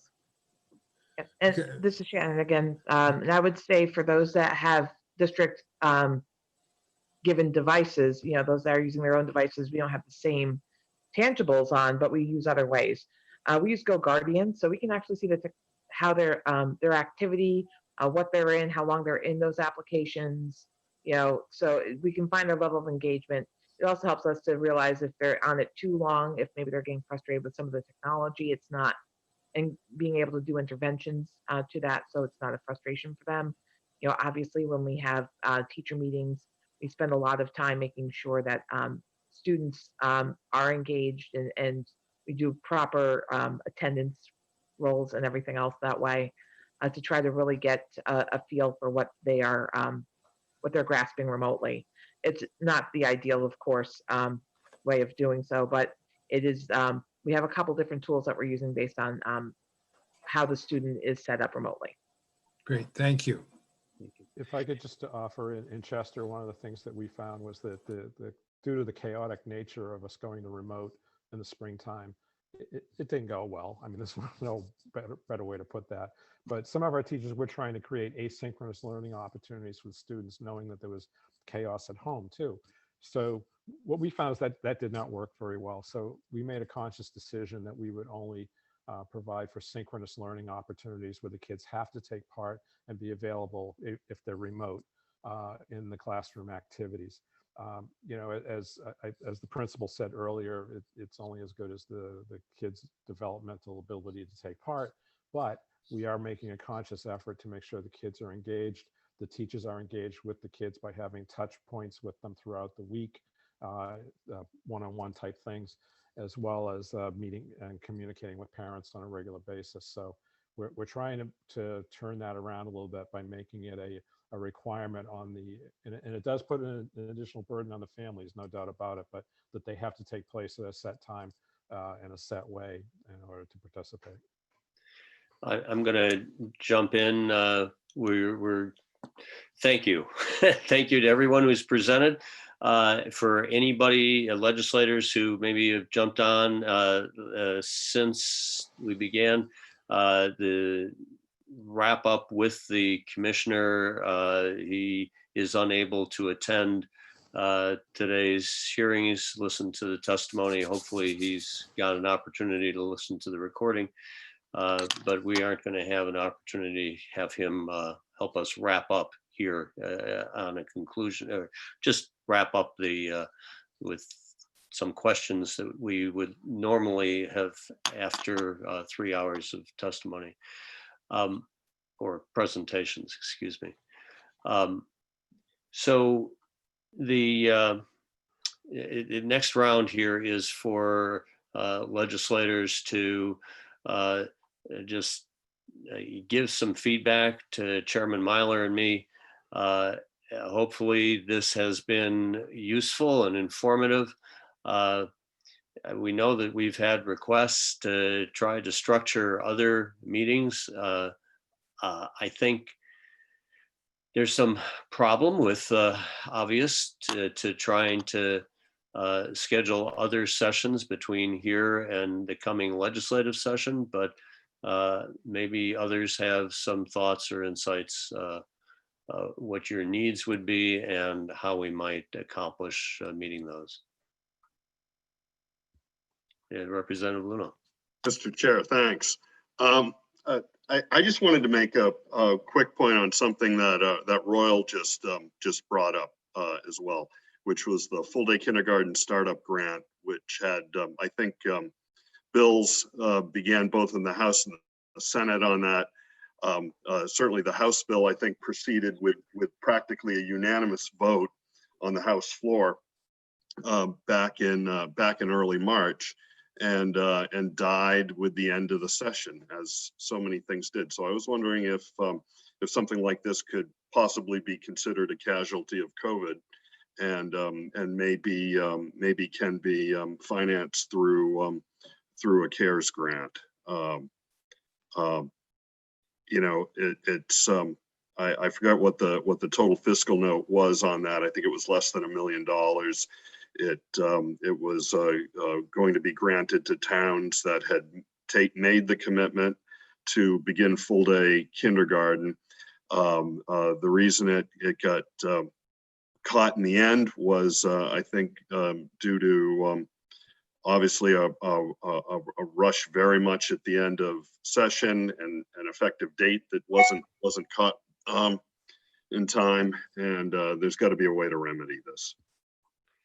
Yeah, I thank you, Representative. And I spent a few phone calls on this.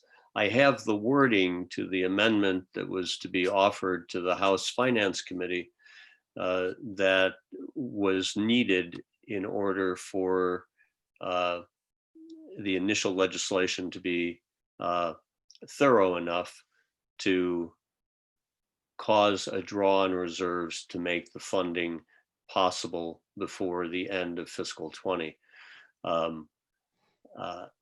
That amendment that was never introduced because House Finance never took that up, and that I could have caught any number of people in a sequence of things might have been able to catch this. We just did not connect the all the pieces that needed to be done to assure that those districts that did start up kindergarten weren't left without the same compensation that future kindergartens will have as a result of that bill. So we will try. I will introduce something. Maybe Representative Luno, you might too, but I have the wording and I intend to introduce something in the next legislative session. Okay. Happy to help. Thank you. Other comments of committee members, legislators? Representative Tanner, I see. Yes, I spent a couple of days before this calling all of the schools that I represent because I'm in a flotarial, and they range from Newport, which is a school that's struggling and doesn't have a good tax base, to my own hometown, Sunapee. And the experience, I know we heard from different areas of the state today, but the experience between schools is radically different. You know, some schools like Sunapee, who had the wherewithal and the infrastructure to start working on things and order things last spring, anticipating what was going to happen, turned out to be in really good shape. And schools like Newport, that were in turmoil actually last spring, losing their business manager and a few other things, they're just having a terrible time with the FEMA backing out, with the CARES Act, the way the whole thing is set up on a reimbursement schedule, the mixed messaging that they're getting, the fact that it seems like this fall testing cycle is kind of like kicking people when they're down, and they don't know if it's going to be used against them or what. They feel like it's a lose-lose situation for public education. And in the meantime, of course, one of the things is, you know, we've seen $7 million go to the educational tax scholarship. We've seen money go to private schools that have drained from our public school system. And we see a lot of students going out into homeschooling, which has no standards around it. And yet they're able to rely on the local public school for resources for different things and participate in activities and that sort of thing. So I'm just wondering, I feel the frustration as a legislator, not being able, just like I think Representative Luno was about the Keno Garden, was that we're stuck with what can we do? Other than, okay, I get reelected and I put in legislation in December, which then, you know, we're into January and that sort of thing. Is there anything, any leverage, any strategy that we have, anything that we can do? The commissioner's not showing up or has such a busy schedule he can't meet with us. Is there anything that we can do at this point, or anybody we can call? Yeah. So I mean, a lot of question, or a lot of good comments and observations, Representative. Good question. And one of the most telling things for me here is that nobody's asked these school leaders how much they feel they're in deficit or extra COVID-related expenses they're experiencing in this school year. I'm surprised that, given that they were able to provide those answers to us today, that nobody has asked them yet what those numbers are. That's of concern for me. And I think what we can do is follow up with the Gopher conversations and ask what, because I think that they have asked what are the additional needs. It seems the information is available, we just haven't been asked, and maybe we need to just put a dollar amount out there and hope that it's close. But one thing that is also clear is that the ESSER funds have a much longer lifespan than the CARES money that the state received, the 1.25 billion. And we know that there's $33 million there that has been allocated, that school districts are saying we've already spent those dollars. So we could clearly make a shift, provide $33 million of CARES money and leave all the ESSER money out there for folks to use for the remaining 6-7 months of the school year. So I think we can make some suggestions back through the process. What do you think? Well, I think, Jay, you and I and David can get together, and I think we need to have a session with the department. I do know that the superintendents have made a plea to the Gophers group without without any kind of a positive response from them. I also know that one of the concerns that I think the department has, and we've heard from our people presenting today, that there is CARES money available that hasn't been used. But as we've heard today, that some of that is just because they haven't been able to spend it, because they haven't been able to have a purchase order in order to buy the stuff because it's not available. So I think Jay, we need to set up a meeting with the commissioner and basically report, since he was unable to hear what's going on. I know that Attorney Fenton has been involved in this. I know Chairman Klein was involved earlier in the conversation, but I think we need to basically have a report to the commissioner and try to get some of this funding clarified. I'm also concerned about, I didn't have a chance to raise this question, but the issue of the guidance, the mixed messages that are coming through both from HHS and the department regarding this whole COVID stuff, that seems to need to be clarified, because it doesn't help when a school district has, as in Hopkinton, for example, where they've had students who have been traced with the virus to then have to deal with that. Also, the whole question that I had never thought about, this holiday period coming up and people leaving and then having to come back and being quarantined, what that impact is going to be. So it seems to me that we need to have a conversation with the commissioner to see exactly what the department might be able to do to help some of these issues that have been identified today. Great. Tricia, yes, I see you. What kind of, you turned around notes from the last set of presentations in July. Are you going to try to do that again with this set? Yes, so I have identified and been keeping track of all the challenges and the questions that you all have asked. So I will put that into some sort of summary for you all and give it to Representative Myler, Representative Luno, and to you to look over. And if there's anything else you want to add to that, we can do that, and then, have something for you to discuss.